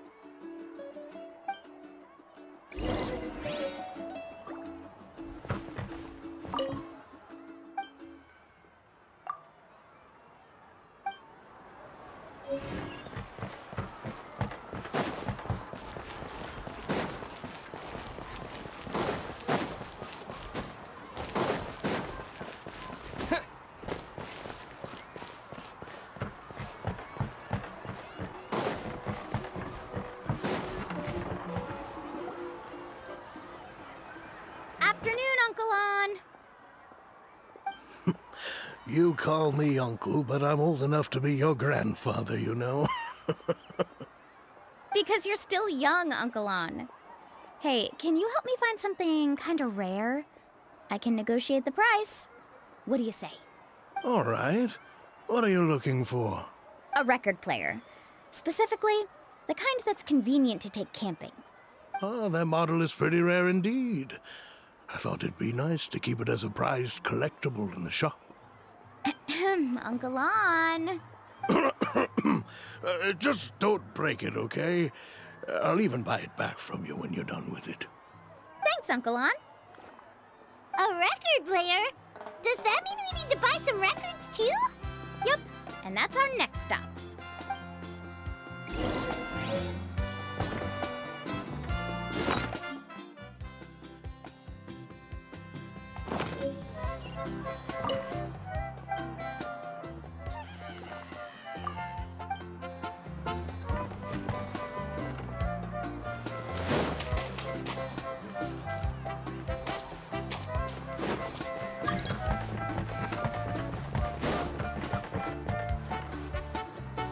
Hey, Paka Paka! Mualani? Have you finally decided to release a record of your own? You'd be the first I'd sign with if I ever did, but not today. I just want to buy a record. The one you've been keeping from customers and listening to in secret. Uh-huh. That's a pretty rare record, you know? Besides, I haven't even finished listening to that one yet. Maybe I can think of a way to connect you with a friend from the Masters of the Nightwind to release a record. Whoa, then we could produce some really wild tunes. You've got a deal. Nice. That's the record also accounted for. What do we need it for anyway? Well, I asked a friend from the Masters of the Nightwind for some advice once, and apparently, playing this song at night is an effective way to keep travelers safe and sound.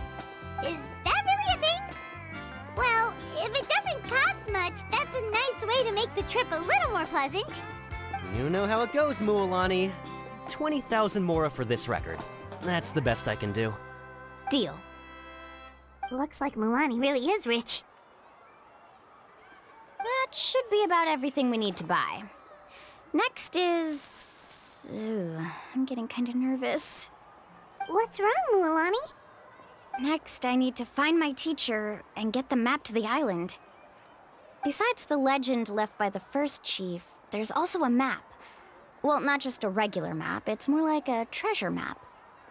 It's full of strange symbols, almost like it's a part of a big puzzle. Guides must draw from their experience to decipher the map's meaning and understand the route. The chief made several copies of the map and distributed them to the first members of the tribe. The copies were to be passed down to future generations, so usually a teacher will pass their copy to their student. Which brings us to today. The day I officially ask Uncle Nu for his copy of the map. Whoa. Hearing that is also making Paimon feel a little nervous. Sounds like it must be a pretty serious moment. Yes, but the thought of having you two by my side somehow makes me feel a lot better. We won't let Uncle Nu down, right? That's right! Let's go and find him together!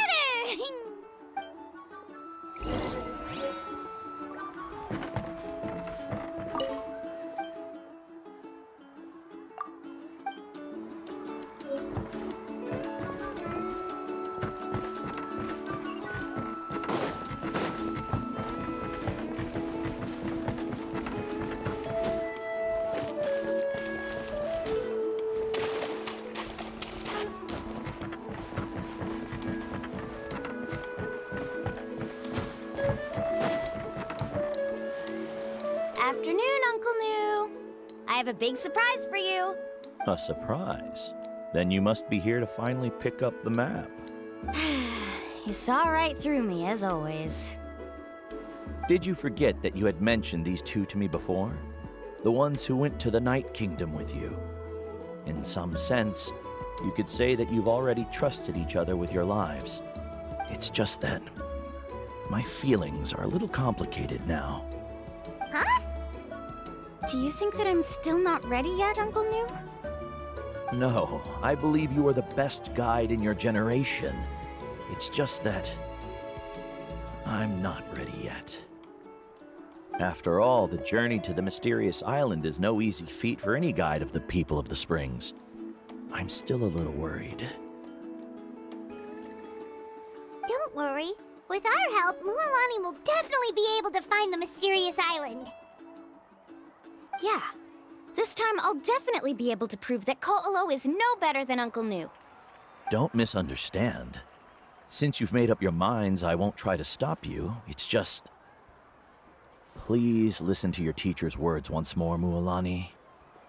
Our mission as guides has never been to prove anything. There is only one thing we must do. Guide tourists safely to their destination. I understand, Uncle Nu. In that case, you may have the map. Also, take this with you.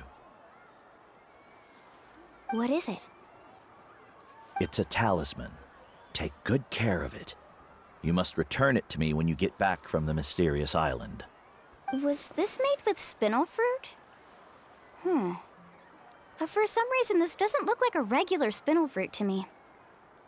Right, which is precisely why it's so effective. You really know me best, Uncle Nu. All right. Traveler and Paimon, tomorrow we'll set off. Make sure you get some good rest tonight. Yay! Paimon can't wait for another adventure!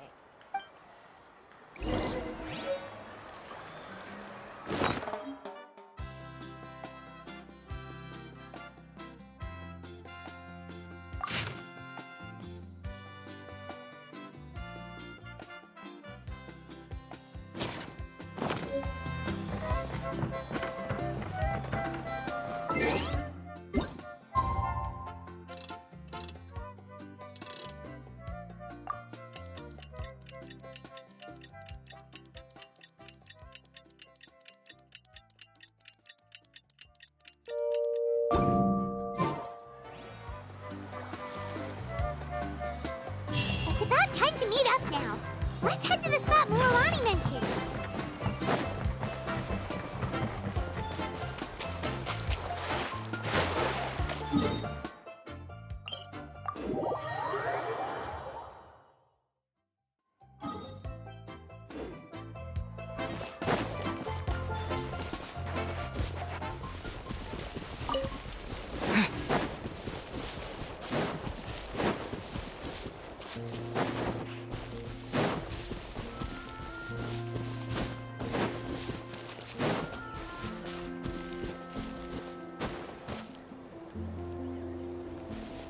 Traveler, Paimon! Over here!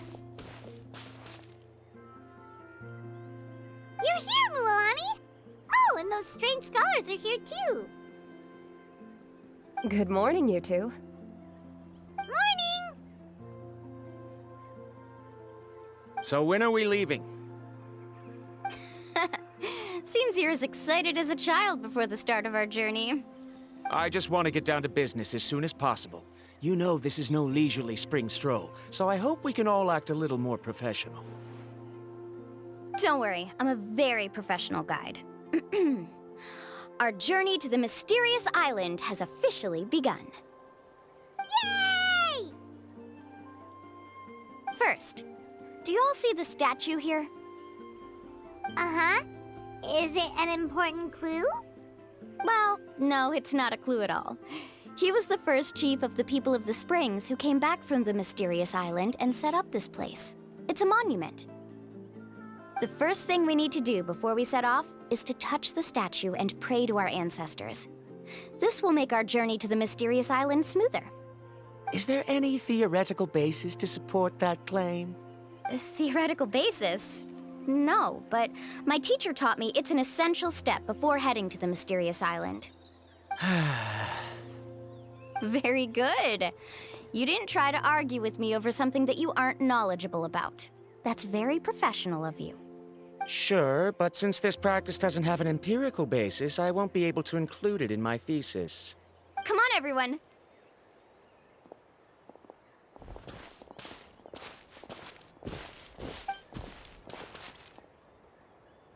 Greetings to my ancestors. As your descendant, I'm about to follow in your footsteps and witness your accomplishments. Allow me to depart under your gaze and return under your protective watch. It really feels like we're about to embark on a great adventure! Now, please get ready. We're going to look for the first clue. Speaking of which, where should we look for the clue?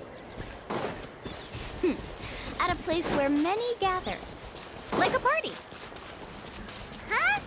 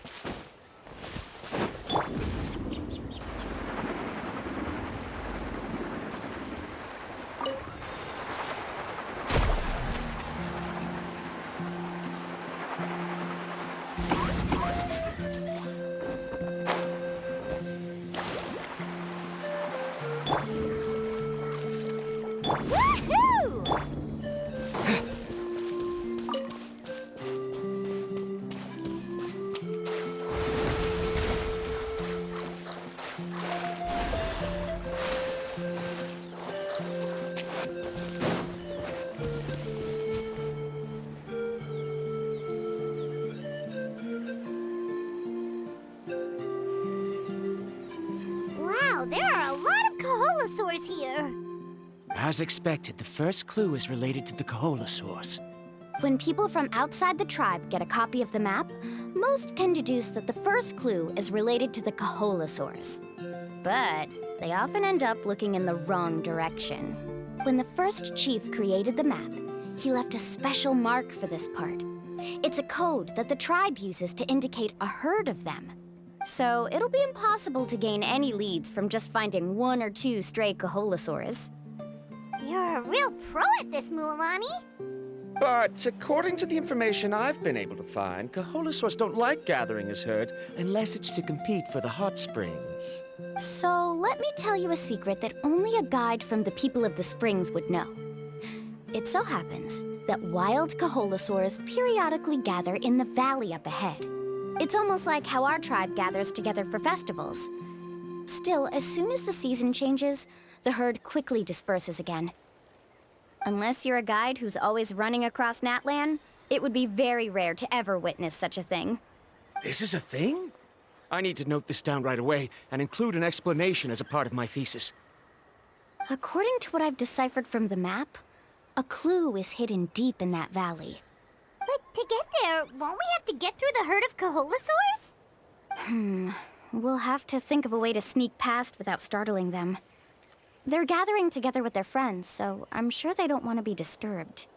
You mean we're going to have to walk through the Kaholasaur herd? That feels a little... Given we've agreed to work together, everyone should do their part. However, Karia has been attacked by Kaholasaurs before, so this isn't an ideal plan for her. But it shouldn't be a problem at all for me. Let's have Karia wait here, and I'll take over all the tasks that were supposed to be entrusted to her. No worries. We don't need everyone to go. We actually need someone to stay and look after the luggage, so we'll leave that to you two. Traveler, Paimon, please come with me. Is that so? Then that works out perfectly. And now I understand how much you care for your assistant scholar. Follow me and stay close.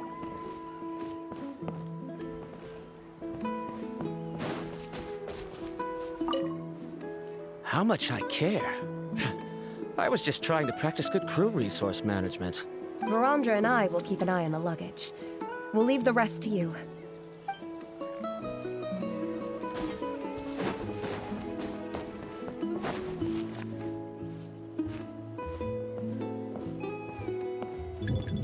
Oh no, we've been spotted. Let's back off and try again. These Kaholasaurs sure seem on guard. We'll never get through. Given you've already used the information provided by the map to deduce that the clue is in that valley, why don't you simply chase them away? You're pretty strong, aren't you? First of all, the elders of the tribe have always warned us to never hurt the Kaholasaurs. Doing so will almost certainly bring bad luck. And secondly, you can't just show up and intrude on others' gatherings, much less make them leave. That's just terrible. But on what basis? Okay. So can we figure out another way to enter the valley? There must be a way to enter the valley without startling them. It'd take a while for me to come up with a solution on my own, so I'd like to ask everyone to help come up with some ideas. Let Paimon think. Oh, is there a detour or another way around? According to the map, the clue is right in the middle of the Kaholasaur herd. Even if we try to approach from the other side, we'll just run into the same problem. This is tricky. Karia, I've noticed that you only talk when you're trying to help smooth things over between Verandra and the others. I'm sure you must have some ideas of your own, so why don't you share them with us? Me? All right. When Verandra decided to look for leads on the Kaholasaurs, I wanted to help, and so I also looked up some information about the creatures. I discovered something very interesting. We thought that the Kaholasaurs relied on their hearing to track their prey, but they also possess a very keen sense of smell. But I'm not sure how useful that information is. Oh, that was actually very useful, Miss Karia. You can just call me Karia. In that case, please stay here and keep an eye on the luggage. Traveler, Paimon, come with me. I've got an idea.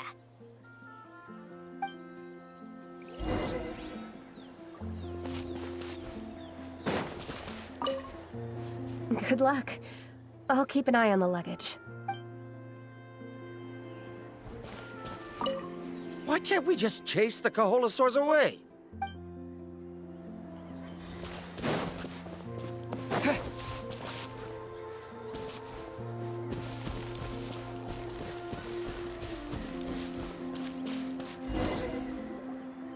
Found it!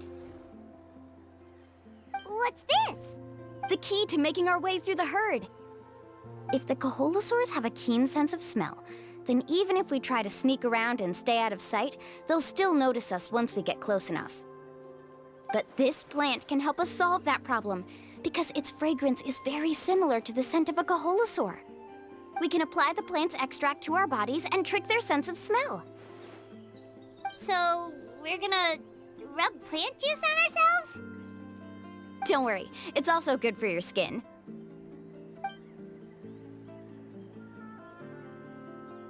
Oh, Paimon feels all wet and slimy. But this actually does smell like a Kaholasaur. Perfect. Okay, let's try to make our way through again.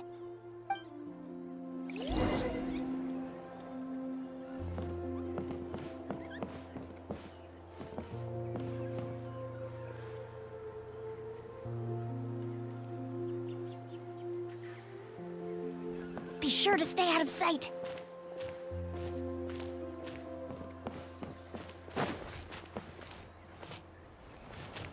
What's that sound?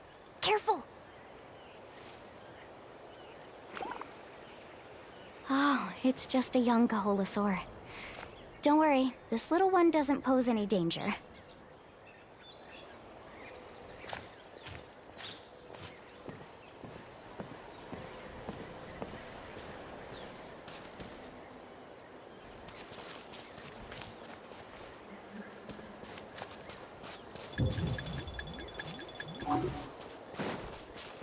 How could there be so many here? We can't get through! Oh, I have an idea. Wait here.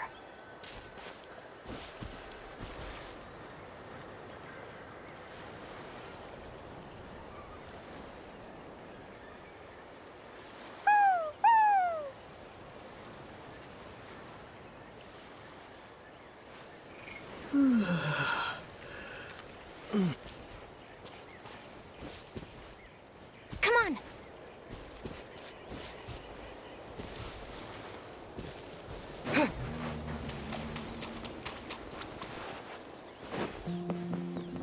Careful! Don't startle them.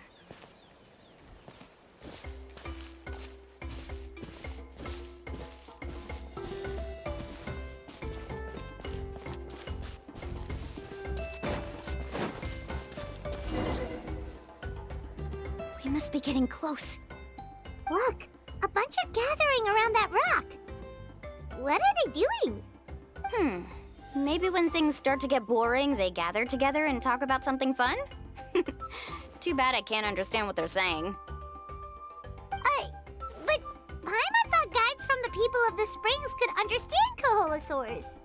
Sounds like someone has been trying to trick you. True, they were definitely trying to scam us. Huh? Do you see that on the rock? It looks like some kind of drawing. I've heard that there is a type of moss that changes color when it reacts to the biological signals released by Kaholasaurs. But to trigger that sort of reaction, you'd need a huge number of Kaholasaurs. That must be the clue! Should we take a picture? Oh, the flash might disturb them. Let me try to copy it down. So we've passed the first stage of the journey now, right? I see. Had we chosen to drive the Kaholasaurs off, then we never would have found this lead. Seems there was a logical basis for everything you said after all. Has he always been this way, Miss Karia? He's just obsessed with his research. That's all. At least this has shown that my judgment is correct. I've proven my trustworthiness. And so, there should be no need for us to argue next time. Yes, I understand. And I suppose that'll help us avoid wasting time. Mualani really knows how to lead our group. Next, we'll need to use the lead we found to uncover our next destination. Now, what does this pattern represent?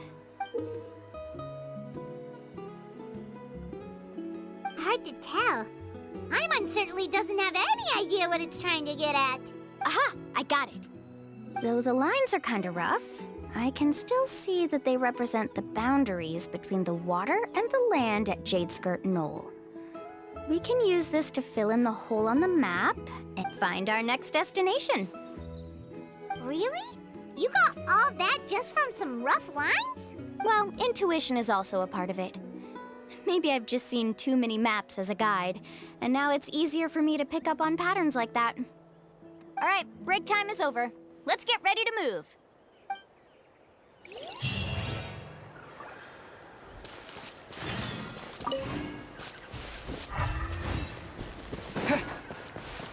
Woohoo!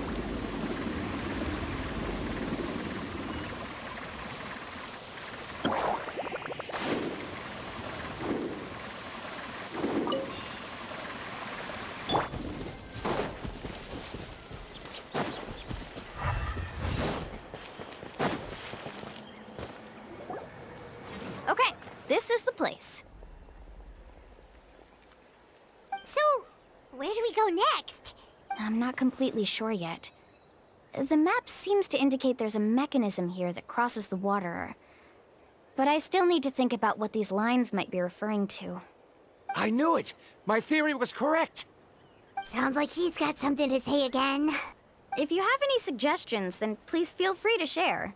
I believe the mechanism that the lines are indicating is a spirit way. That is a possibility. But I don't remember anyone from the tribe setting up a spirit door around here. According to my theory, it might not have been set up by humans. The dragons living in Natlan also used a similar device, long before the humans. Speaking of which, the spirit doors your tribe uses may have been built imitating the dragon ones. Oh, I remember now. Uncle New did mention this possibility to me before.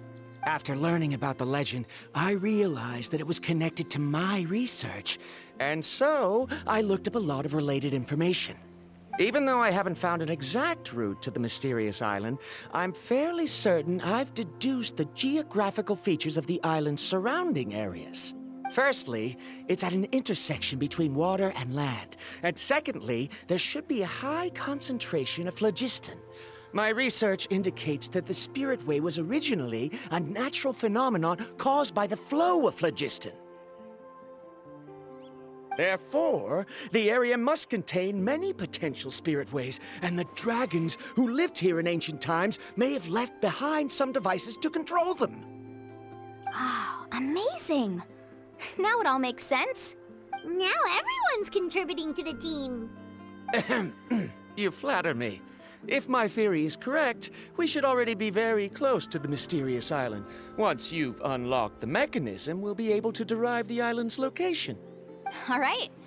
Then let's start searching for the dragon's spirit door. That's just a quick and easy name. I won't be able to include it in my thesis. Given the dragons used the device long before the humans, we should stick with a name that references no human concepts. Calling it a phlogiston node would be much more appropriate. Then let's start searching for the phlogiston node. Speaking of which, what does it look like exactly? If I'm not mistaken... Look that way!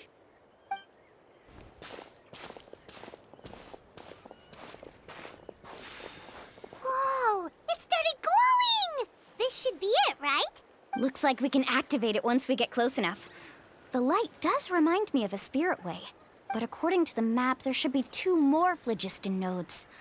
Let's keep searching, everyone.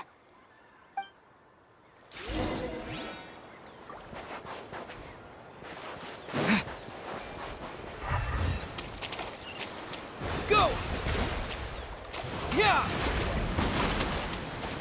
Let's ride!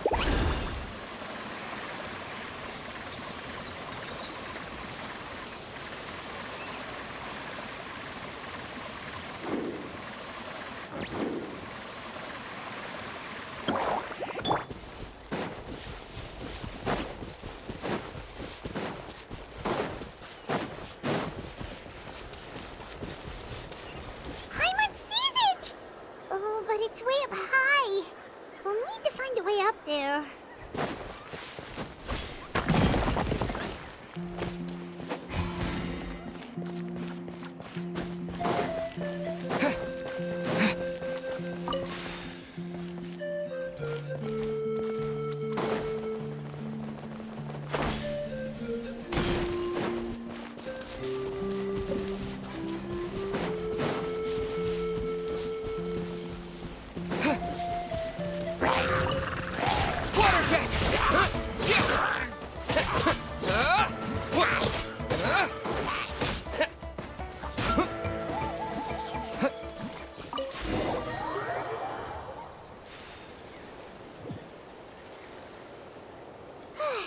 We finally found all of them. Great work, everyone. Okay, now first, we need to figure out how to control this thing. Its qualities are very similar to that of a man-made device, but it doesn't seem as intuitive to me. Is there something wrong? See, look at this. After activating a normal spirit door, we could just go ahead and use it. But this one requires someone to stay and keep operating it here. Also, according to the map, we need to activate the mechanism and switch between different phlogiston nodes to change the path of the Spirit Way. If we don't operate the nodes properly, then the people on the Spirit Way will come tumbling from the sky. Isn't that super dangerous? In theory, the process should be very safe, but only if the 3 phlogiston nodes are each being operated by someone. Do you think you'd be able to operate it? I just tried, and it clearly requires more skill than a typical spirit door. Though I've never tried before, I've read a lot of information and theoretically should be able to properly control it. Let me give it a try.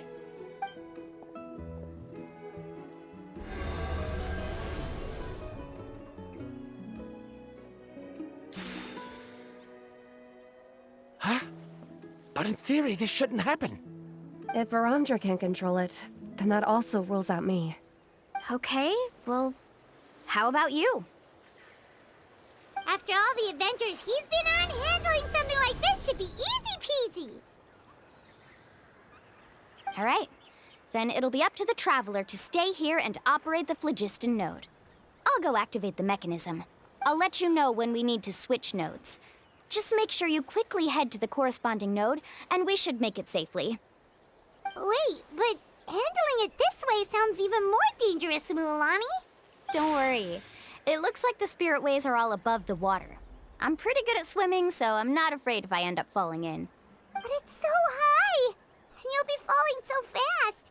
If we don't manage to reach a node in time, or if we make a mistake, there's a lot that can happen.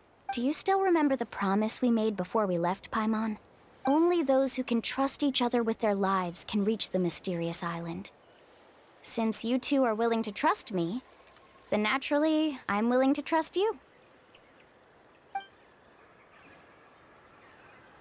Alrighty. Please be careful.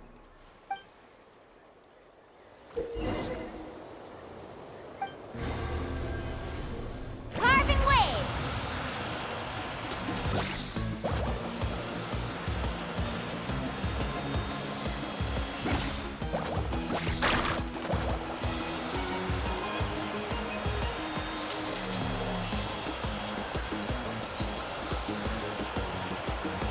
Now switch to the Spirit Way on the right!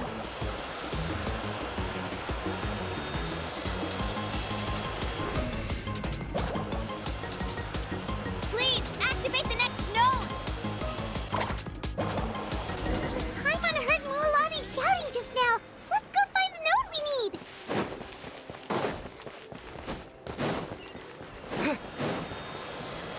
We did it, Mualani!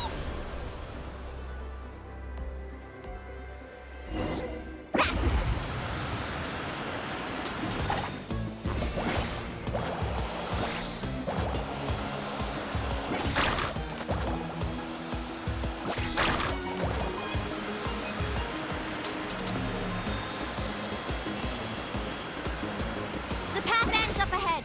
Switch to the next Spirit Way.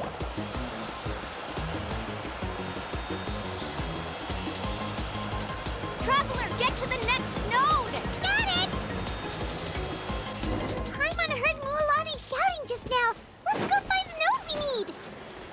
Mualani, we've taken care of the final node. Please be careful.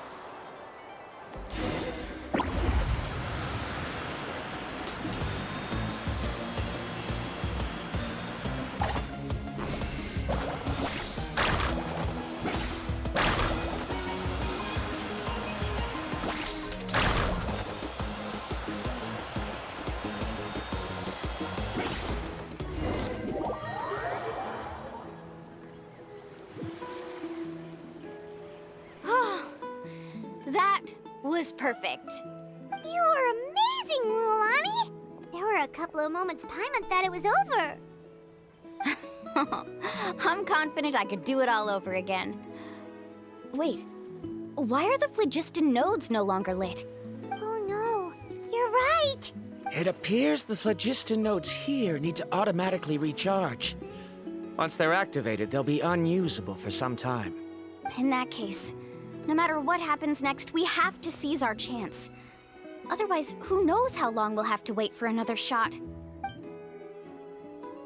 Do you hear that? The weather's getting gloomy, and a bunch of whirlpools just appeared in the water! Yes, we need to get to higher ground and take a look.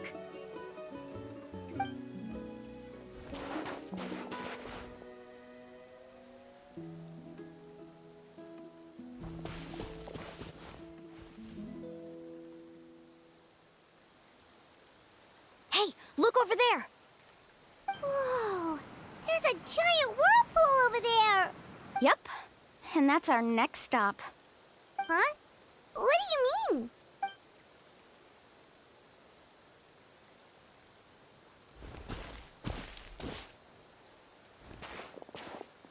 The info I deciphered from the map points to only one possibility. To reach the mysterious island, we must enter that massive whirlpool. No way! Forgive me for being frank, but as a guide of the people of the Springs, I'm sure you understand the danger of such a vortex even better than we do. Yes, I know. But whether it's the information deciphered from the map, or the direction of the spirit way that I observed in the air, everything points to the path ahead being hidden in that whirlpool. And what if you're wrong? Paramdra. I'm not trying to be unreasonable. Unfortunately, I'm very knowledgeable in this area. The spirit ways must have affected the nearby bodies of water and lowered the water level. That's why the whirlpools appeared. At this rate, some of the land that was once underwater will soon reappear at the surface and see the light of day again. Don't you think that sounds more like the definition of a mysterious island? So, our goal should be the shallow waters. If we enter that vortex, the undercurrents will drag us to the bottomless abyss. He does seem to have a point. I can't find any evidence to refute your claim for the moment, but I still trust my judgment. Then it seems like it's time for our collaboration to come to an end. But didn't we all agree to trust each other? I have reached this conclusion based on my field of expertise, and I cannot deny it, even if you try to convince me otherwise. From now on, let us each choose our own way. No, I refuse. You? Letting your clients separate themselves from the group in the middle of a journey will result in the worst luck possible. I will not agree to that. Then we can implement the plan I proposed at the very beginning. You're not my guide, and as such, you don't have to take responsibility for me. Oh, but you can't do that once you've traveled together as a group. If you were to leave now, we'll all be hit with bad luck. It's now beyond both our control. How about this? You and Karia wait here. We'll go first and investigate the whirlpool. I know you like to explain everything with theories and logic, so let me build my case first, and then I'll come back to convince you. Well, Traveler, Paimon, let's get going.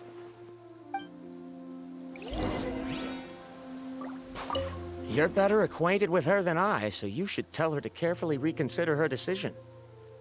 Paramdra is quite knowledgeable about Natlan's geography, so his ideas might also be worth considering.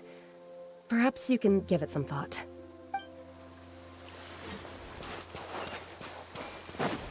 Woohoo!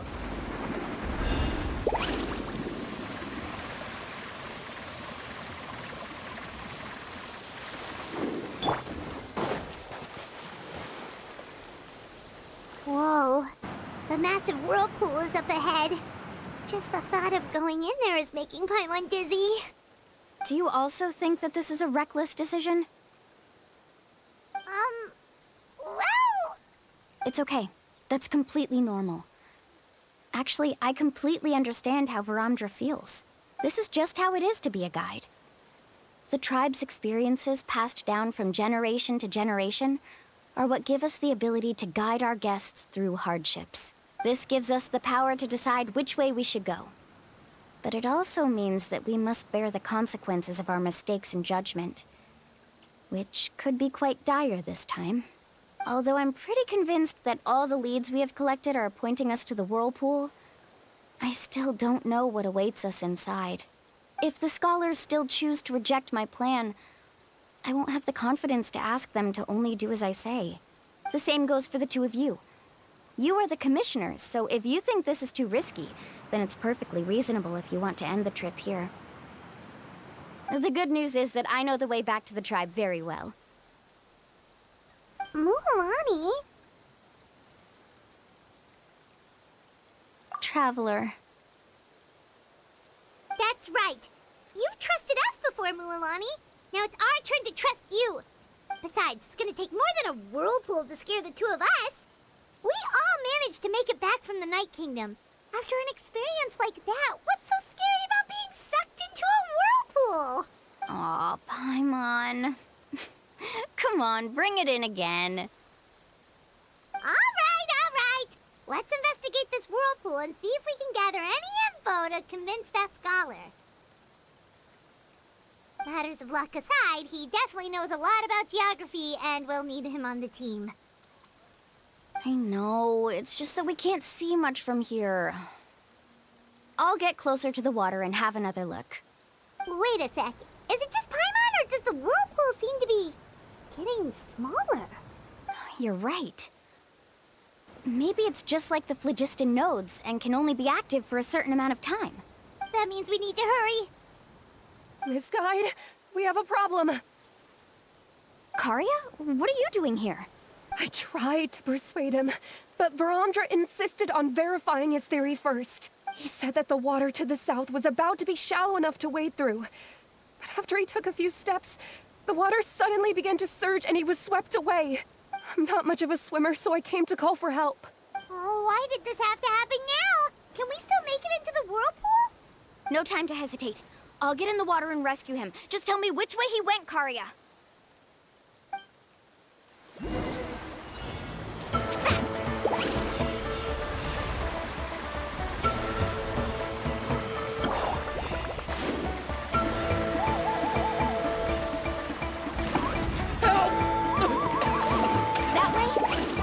Pulled away by the current!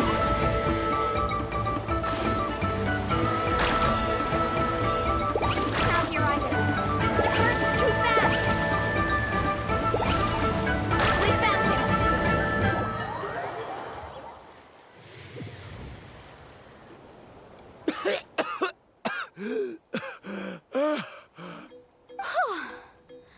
Karia came and found us just in time. Oh, there they are!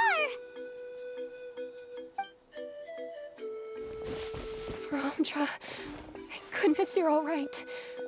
Thank you so much, Miss Guide. Oh, didn't I tell you to wait for me? Judging by the changes in the water's surface, the path to the mysterious island wouldn't be around for long. I didn't want to miss this opportunity. It's just... I didn't expect my calculations to be wrong. It seems you were right. Right, who knows if we can make it back in time now? Huh? Well, the whirlpools have disappeared! Seems we missed our chance. Why would you give up on such an opportunity to come rescue me? How can you say that? It's already bad enough that you had to be left behind. Do you think I'd let anyone in my group drown? I'm really sorry. Don't feel guilty, Karia. I think if I reactivate the nodes, that will cause the whirlpools to reappear. The only problem is that we still don't know exactly when we'll be able to do that. It's already getting late now, and we've been on the move for a whole day. As your guide, I suggest we make camp first and have a good meal. We can talk about the other stuff tomorrow. Now that you mention it, Paimon is feeling a little hungry. Hey, Paimon's stomach can be very sensible. It won't interrupt while everyone's busy solving puzzles. We have plenty of tasty things to eat. Let's just find a suitable spot to make camp. I like that place right over there.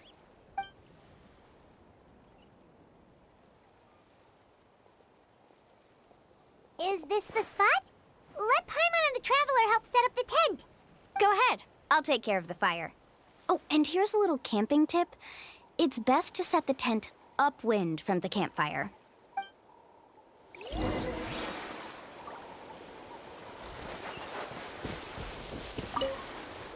I can't believe there was an error with my theory. Is there anything I can help with? I must thank you all for saving Varamdra earlier.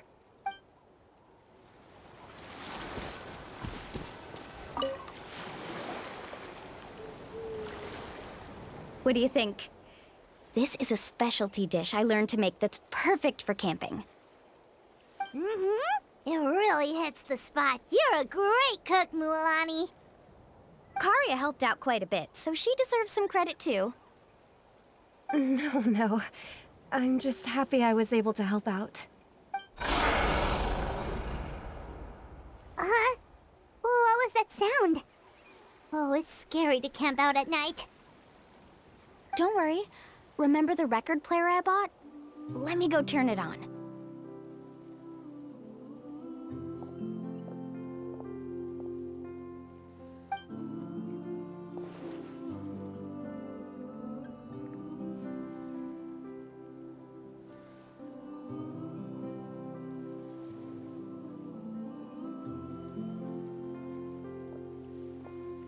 Listen. Not bad, right? Wow, so it really works! Paimon thought you were just playing it for good luck! My parents told me that most of the valuable experience from our ancestors is hidden in various customs. It's always better to trust our traditions. Huh. Guess that makes sense. In a sense, this trip to the mysterious island is also a custom left behind by the first chief of the tribe. I wonder what kind of experience he's trying to share with us. Yeah, Paimon would like to know too! Even though I've heard my parents tell stories since I was little, I actually don't know too much about him. It's said that he was the first person to make a map of Natlan, and even the first person to become friends with the Kaholosaurus. That sounds pretty amazing. Yeah. There isn't a place in Natlan that he didn't visit. Even the most remote parts bear his footprints. Even now, no one has even come close to his reputation and status as a guide. His trip to the mysterious island is the most legendary of all his accomplishments. But oddly enough, after returning from the mysterious island, he laid aside his yearning for adventure and chose to settle down. That's how the tribe was founded. It really makes me wonder what the journey meant to him.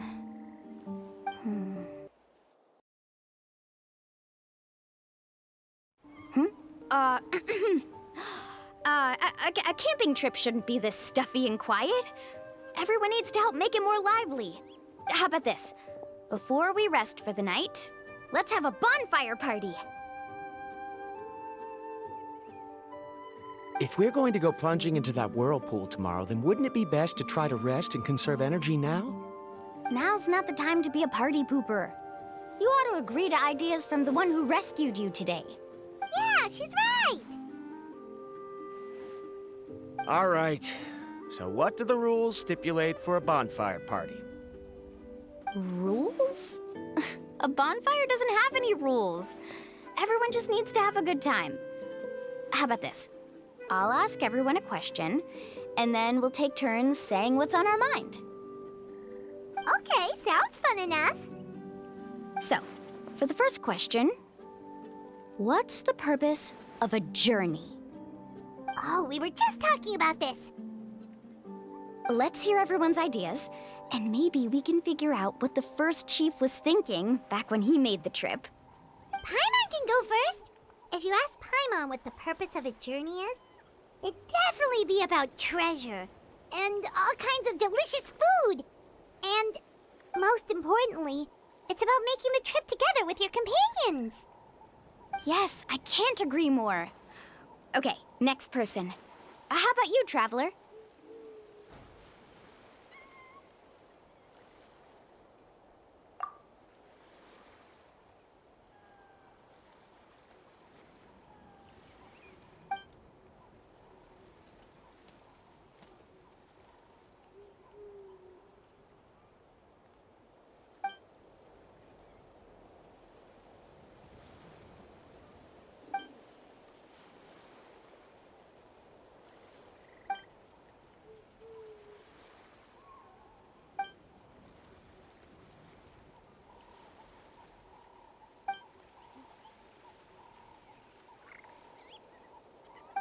You sure are taking your time thinking about it.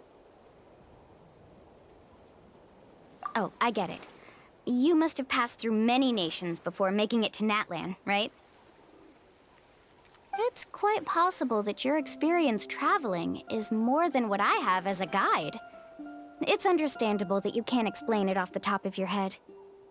Why don't I circle back to you later? You can tell me once you have a clear answer.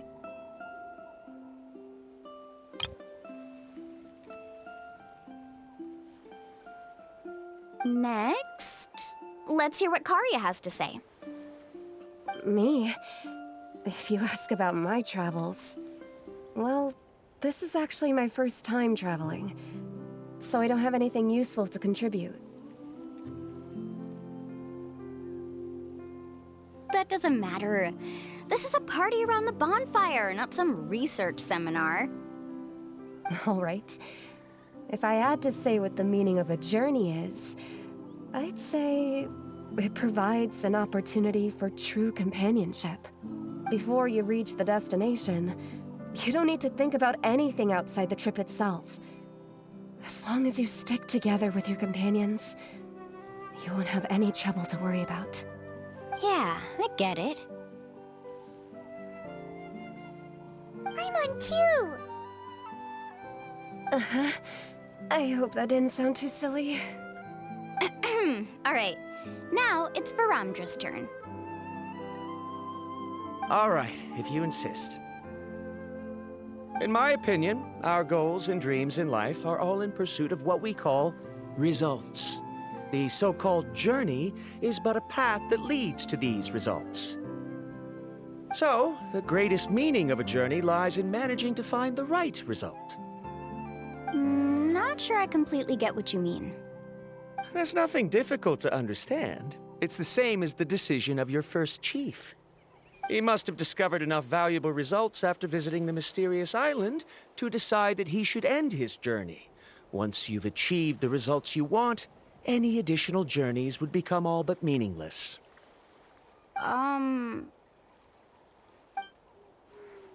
Before coming here, someone had stolen the results of one of my research projects. All that person had to do was sign his name on my achievements, and he was able to take all of the honors. All my effort vanished into the air as though it never existed. Do you understand now, Miss Guide? Without results, the journey is meaningless. I sympathize with your situation, but I'm afraid I can't agree with your take. I don't need your sympathy.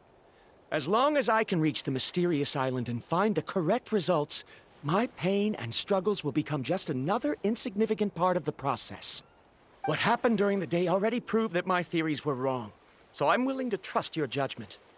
I apologize for our previous argument. I must make it to the mysterious island, and if I have to entrust my life to someone else to achieve that goal, then so be it! Was that actually supposed to be an apology?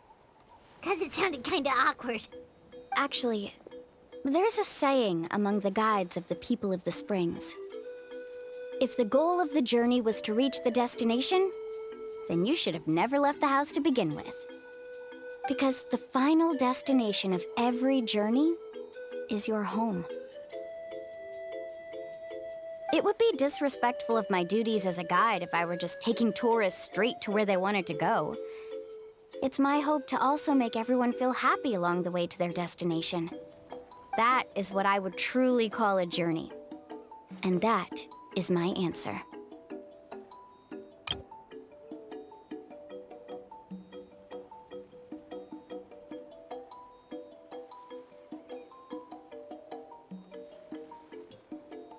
Just as you don't agree with me, I can't agree with your point of view either. I'm not too worried about that. After all, another purpose of traveling is to help people understand each other better. What sort of logic is that? All right, that's it for this round. Since it's still early, how about we tell some horror stories next?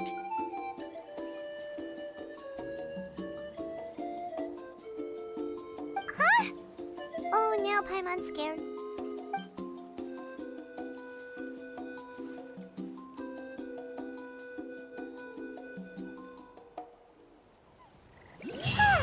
Paimon slept so well. Oh, Mualani and the others seem to be up already. Let's go see what they're up you.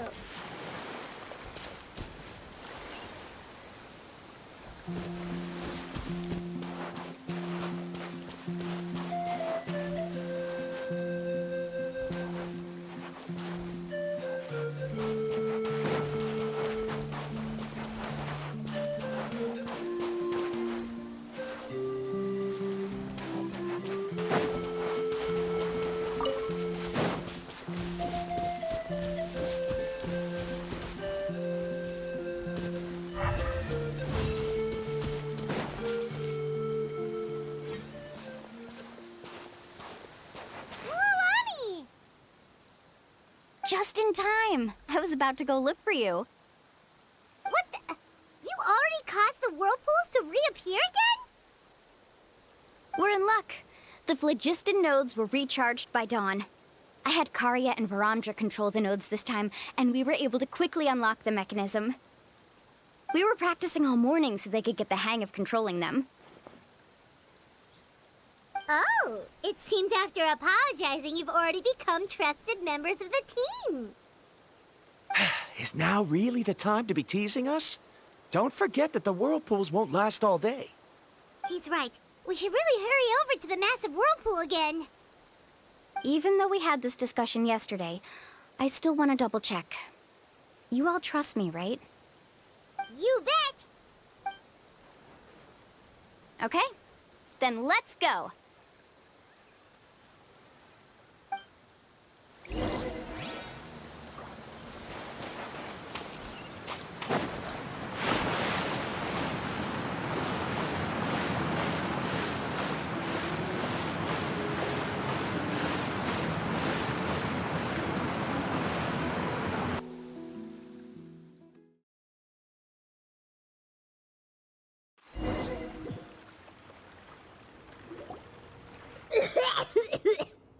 Paimon accidentally swallowed some water. Ugh, so scary. What is this place? I can't believe it. There are subterranean caverns under the water. Mualani was right! Let's see where this cave leads. Come with me.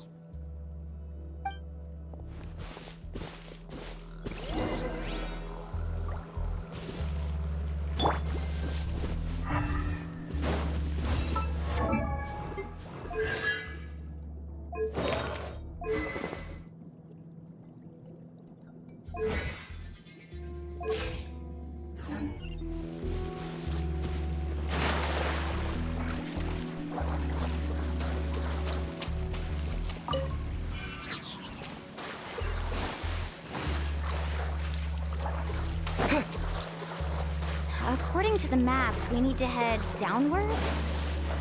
Okay. Don't be afraid, everyone. Jump down with me.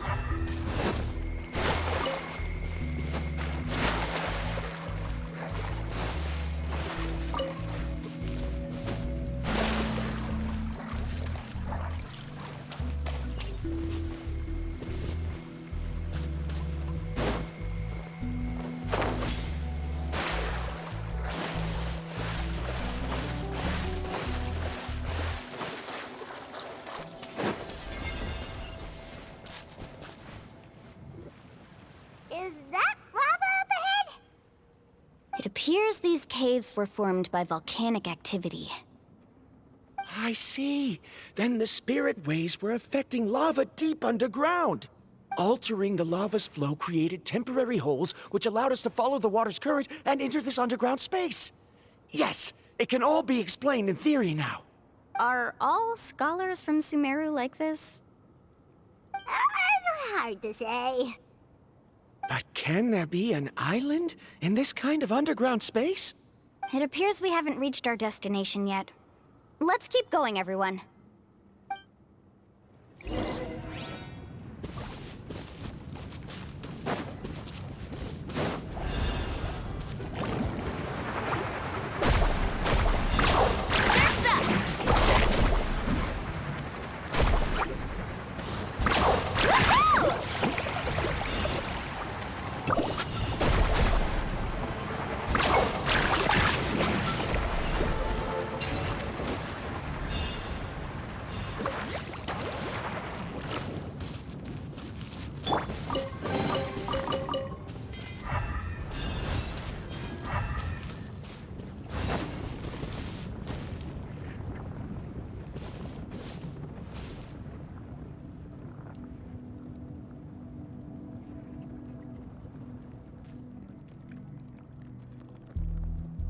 What's that light? Let's keep going. We'll be able to see more clearly up ahead. Watch your step. Follow closely, everyone.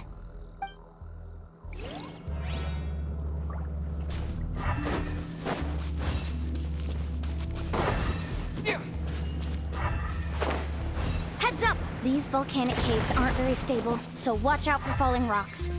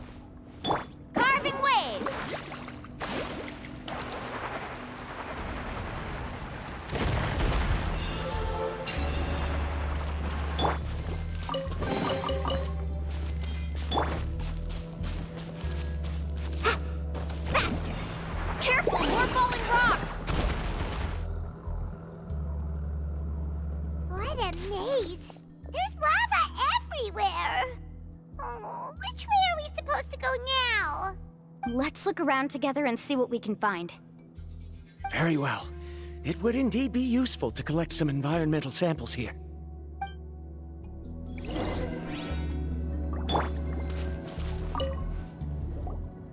are plants growing here? There's nothing unusual about that. This is spinel fruit, which often grows around places with lava. Wait, it is a little strange. This isn't ordinary spinel fruit. It's the same as the one on this talisman. Isn't that the talisman your teacher gave you? Yes. In which case, could Uncle New have been here before?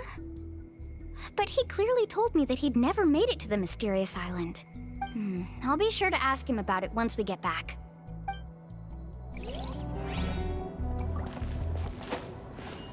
Yeah.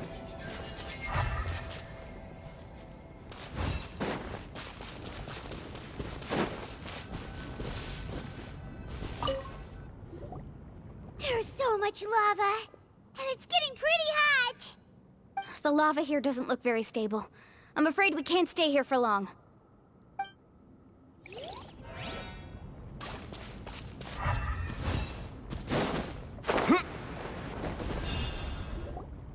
From here, the light seems to be getting brighter.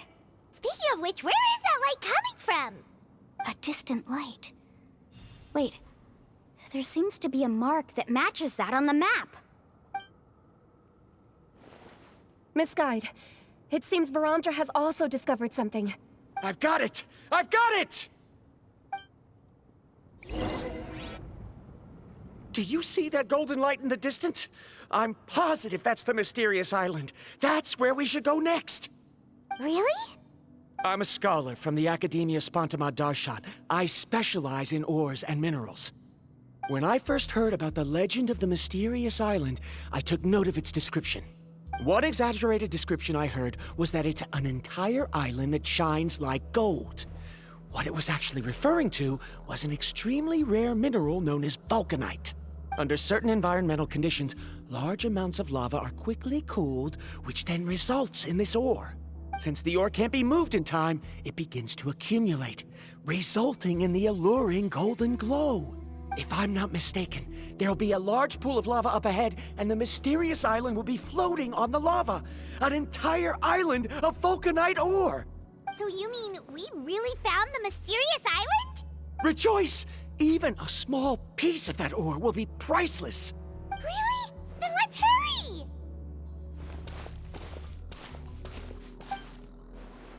Wait, Paimon. We should head back now. Why? What are you saying?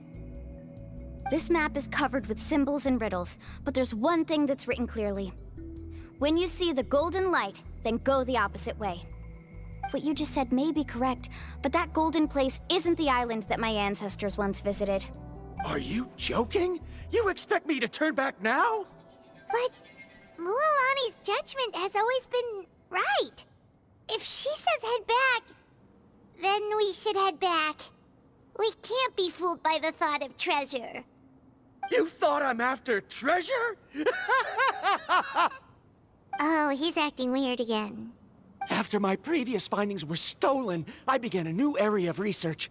And this ore is the core of my research. As long as I can bring this ore back, my theories will be proven beyond any doubt, and I will be able to reclaim everything I have lost. To me, this ore is the result that must be obtained. Otherwise, all those hardships along the way will be rendered completely meaningless. Don't you understand? As we agreed before, please trust my judgment. Why? Are you wary of me? Now that we've confirmed that the legendary treasure really exists, you don't want outsiders to take it, do you? She's not that kind of person, Baramdra. The result is right before my very eyes. I won't give up here. Oh no! He went running in! How can he do that? Not good. We must stop him. Is it just Paimon or is the ground shaking?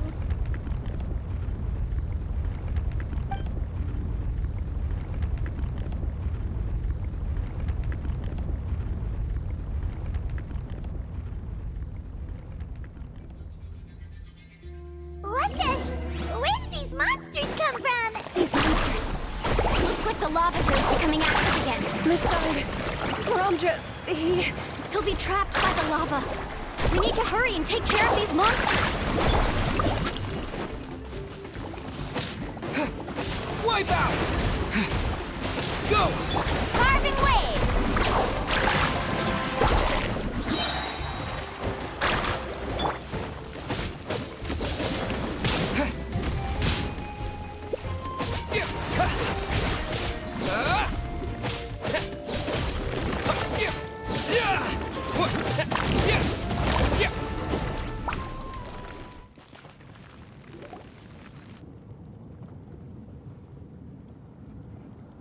The lava is rising!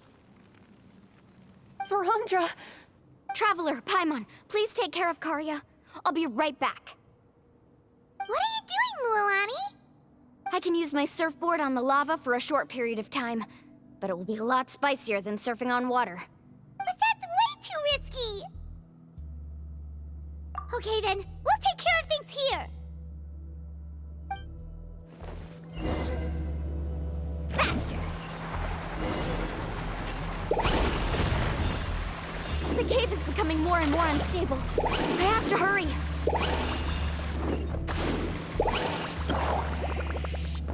More falling rocks. Okay, watch this!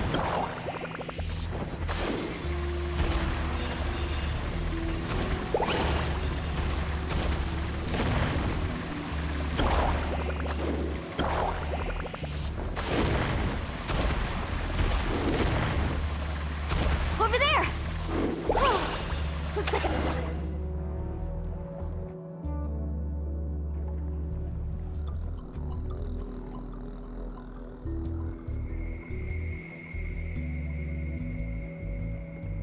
It's right there!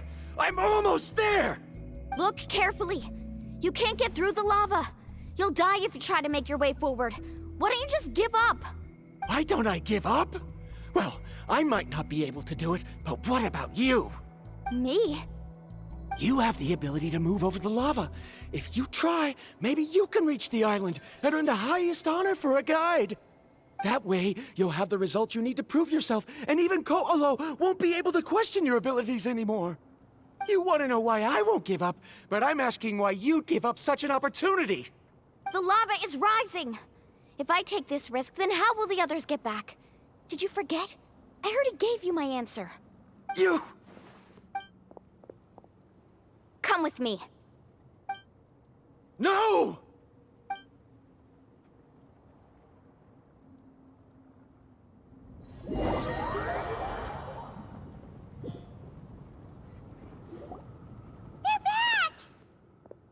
I've brought him back. He's fortunate that he wasn't seriously hurt. Oh, thank goodness. Thank you so much, Miss Guide. You're welcome. It's getting dangerous here, so we need to find a way out. No, I refuse! I can still stand! Let me go back! Seriously? How can you be so childish at a time like this? Varamdra!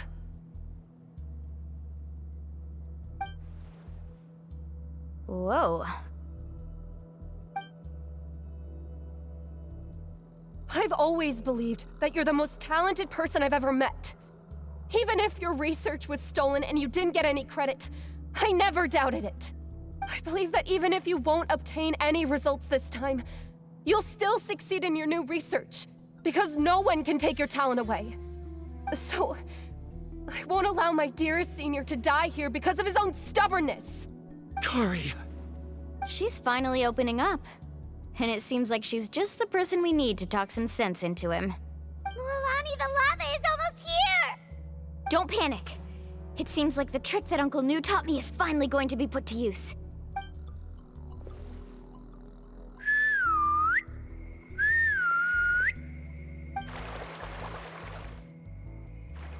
Where did all these Kaholasaurs come from? No time to explain. Just get on. Got it, got it!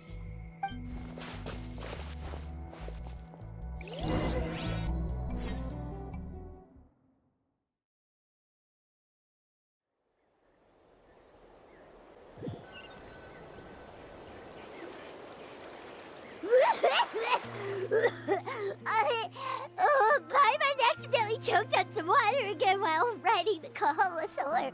Everyone okay? Let's take a head count. 1, 2, 3, 4, 5.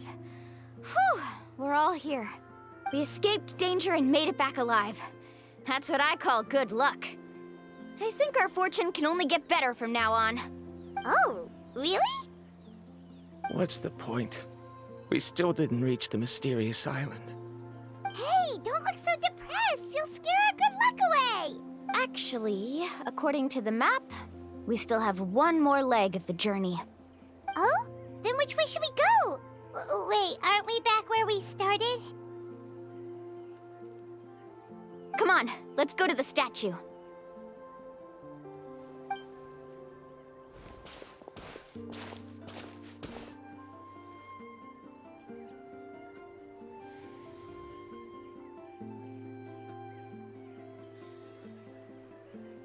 So, what's the point of coming back here again? Here, look! Some hidden words appeared on the statue after I touched it. Really? Let Paimon try!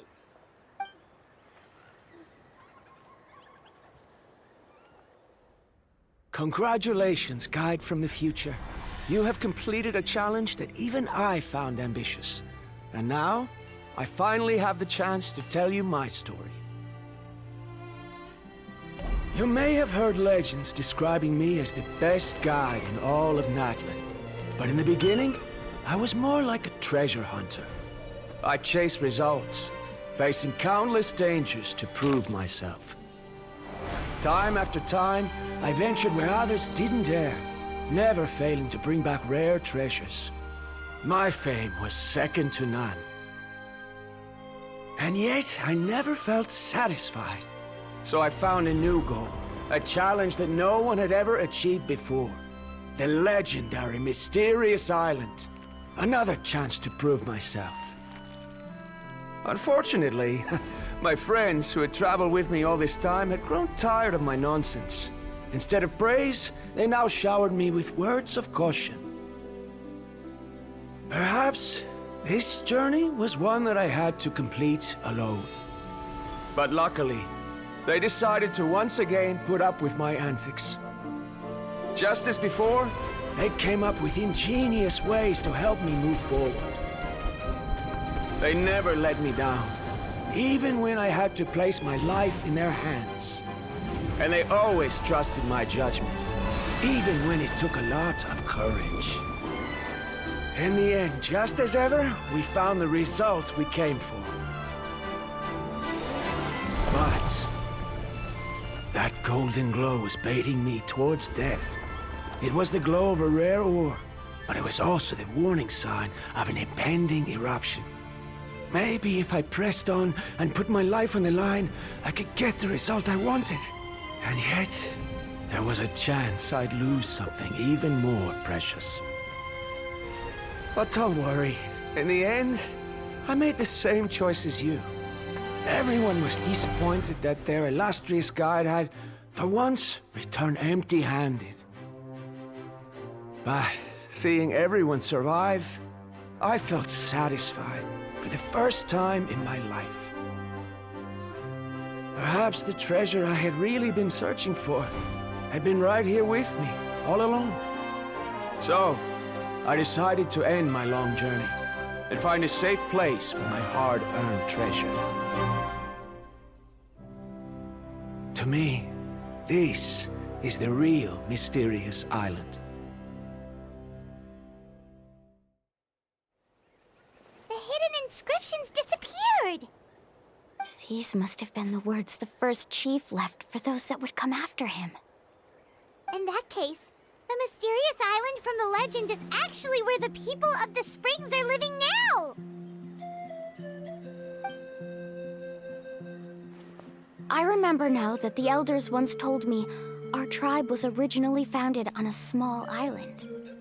Later, the coastlines changed, allowing the island to become what it is today. The journey to the mysterious island starts exactly where it ends. Yeah. I think I understand the choice he made now. The golden glow is an indicator of when the lava will periodically erupt. If that's the case, the principle of vulcanite formation implies that it will only appear at the start of fierce lava activity, and the flowing lava will quickly swallow it and make it all disappear without a trace. This means that there's zero possibility of ever bringing the ore back. Are the results I've been chasing all this time only an illusion that can be seen from far away? Harondra. Our journey is not yet over. As we agreed, please come back to the people of the springs with me. Then we'll officially complete this journey. Fine. I suppose that would also count as some kind of result. Don't be so down. I have a feeling that the next answer I'm looking for will also be useful to you. I don't remember, Sam. There's still something important we need to ask Mualani's teacher about.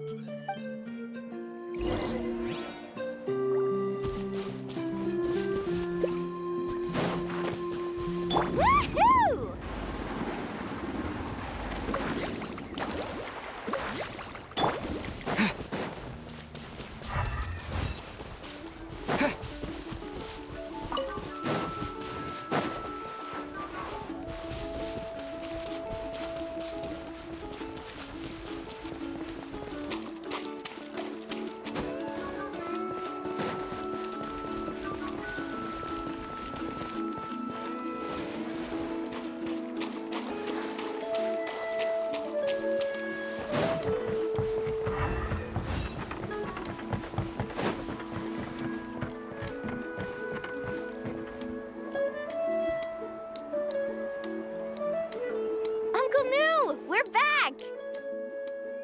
Mualani, it's good to see you again.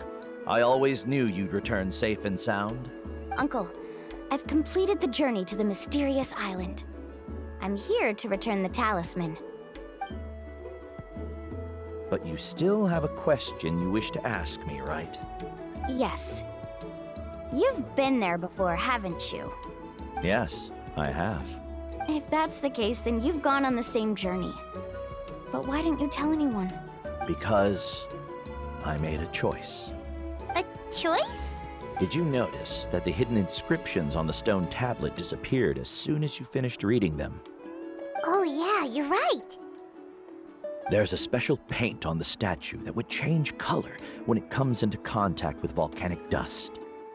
Only those who have been to that underground space will be contaminated by the dust and be able to see the hidden message.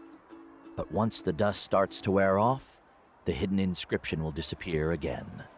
And this is the choice that the first chief left to us.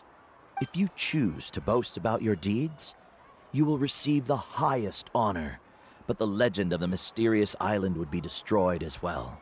If you choose to remain silent, then the mysterious island will remain a legend and continue to attract the next generation of young guides to rise to the challenge. In the end, my companions and I all chose the latter. Oh, I get it now. But not being able to tell anyone after accomplishing such a feat. People like Ko'olo will still look down on you. Are you really okay with that?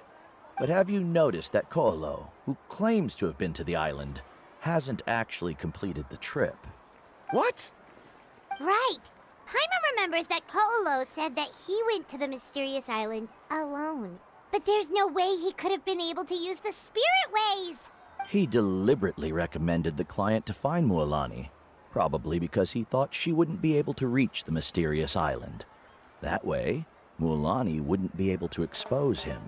As guides, we are not adventurers, let alone treasure hunters. The greatest responsibility of a guide is to take the client to their destination safely. But in the process, we also gain much skill and experience at overcoming danger. This allows us to go to places that no one else can reach, and even find treasures that no one else can find. Many guides gradually lose sight of their true beliefs and intentions in the process, and end up becoming like Ko'olo.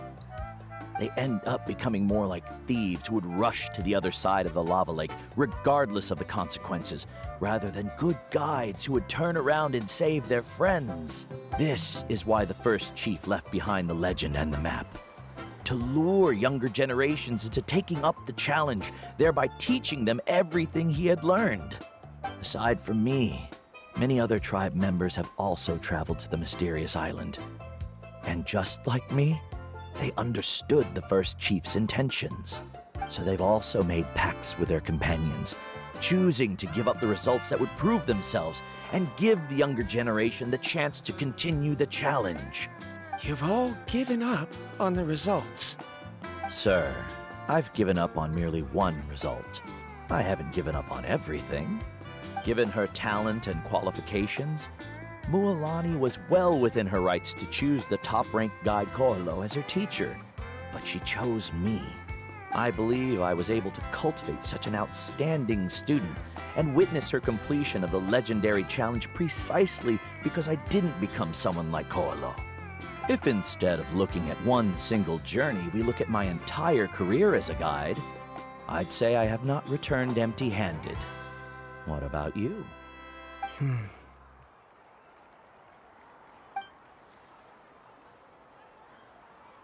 Karia, I've come up with a new research topic.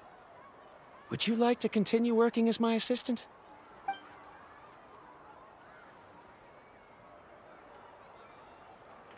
You're the same as always, Varamdra. You always have to find evidence before coming to a conclusion. In any case, I can't give you an answer right now. Karia! Because you haven't prepared the proposal yet. Shouldn't you finish that first before recruiting assistants? How could you forget? Yes, of course. I'll certainly prepare all the necessary details. But I've always found your proposals fascinating, so I'm sure I won't be able to turn you down this time either.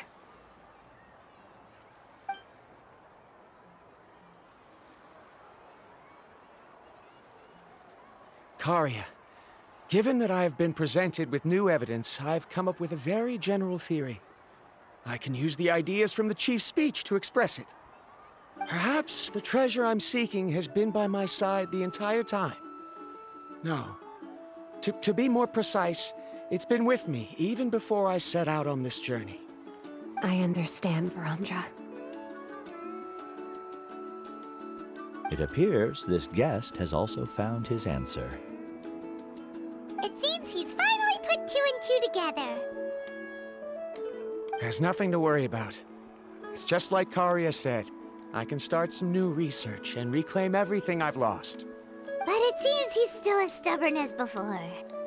Now, it's your turn to make the choice, Mualani. But, Uncle Nu, I'm sure anyone who can complete the journey to the island would make the same choice, right? Very good. Then there's nothing more I can teach you. Here, take this talisman again. You can pass it on to your student in the future. Looks like it's also our time to say goodbye. You've taken great care of us throughout our journey.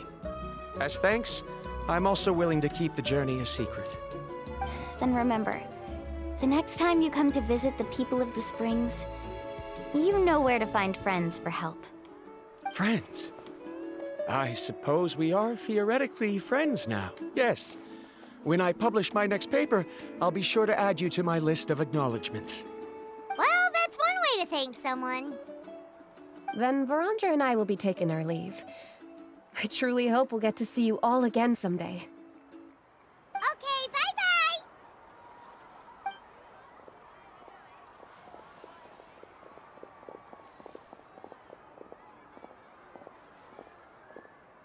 You're back already.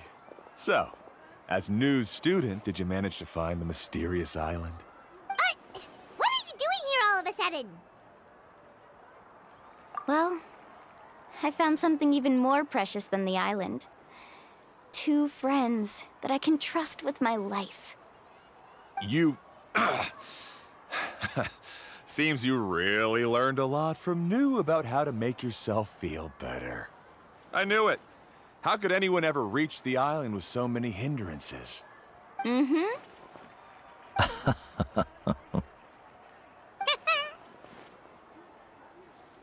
Huh? What? Why are you all looking at me like that? The elders of the tribe also gave me that same look. What's that supposed to mean? New, I've already proven that I'm stronger than you. I've been to even more dangerous places and found far more precious treasures. I've even been to the mysterious island. Why do you still look at me as if my words don't bother you at all? Koholo, even if you had never been to the island, no one would deny your abilities. But as for what we would deny about you, only you can find the answer to that. Me? So now, our trip to the mysterious island is officially finished, right? Yeah, but I have one more place I want to show you. Come with me.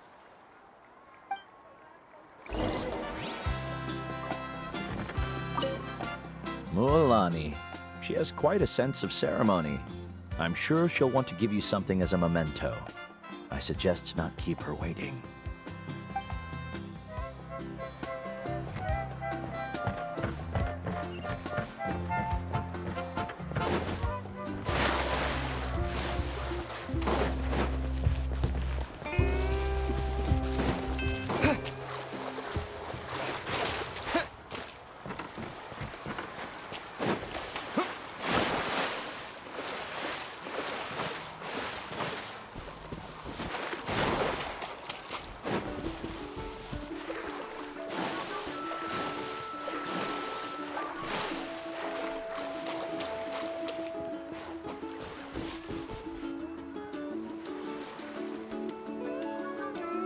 This is the place. From what I've heard, if we take a group photo here, it'll bring us good luck. I'm sure of it. What made you think of taking a group photo? Well, we completed our trip to the mysterious island together, so of course we need a memento to keep. You've earned the greatest honor for a guide. Yet, you can only walk away with a photo of your friends. You're pretty amazing, Mualani. You really sacrificed a lot for your tribe. Would you call it a sacrifice? I don't really think so. Actually, after hearing Uncle New's answer, I have this vague feeling that after all that we've been through together, the results don't matter anymore. Oh, it's kind of hard to explain. I don't know if you get me or not.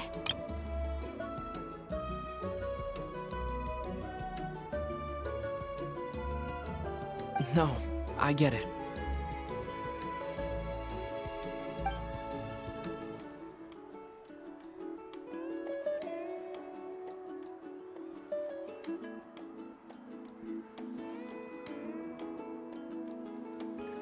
Traveler!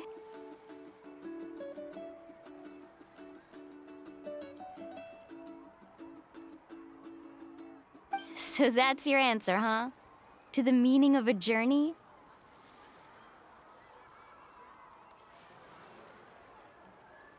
It's a good one.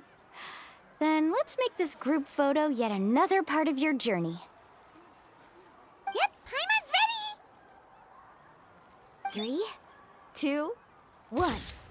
Kaholasaur!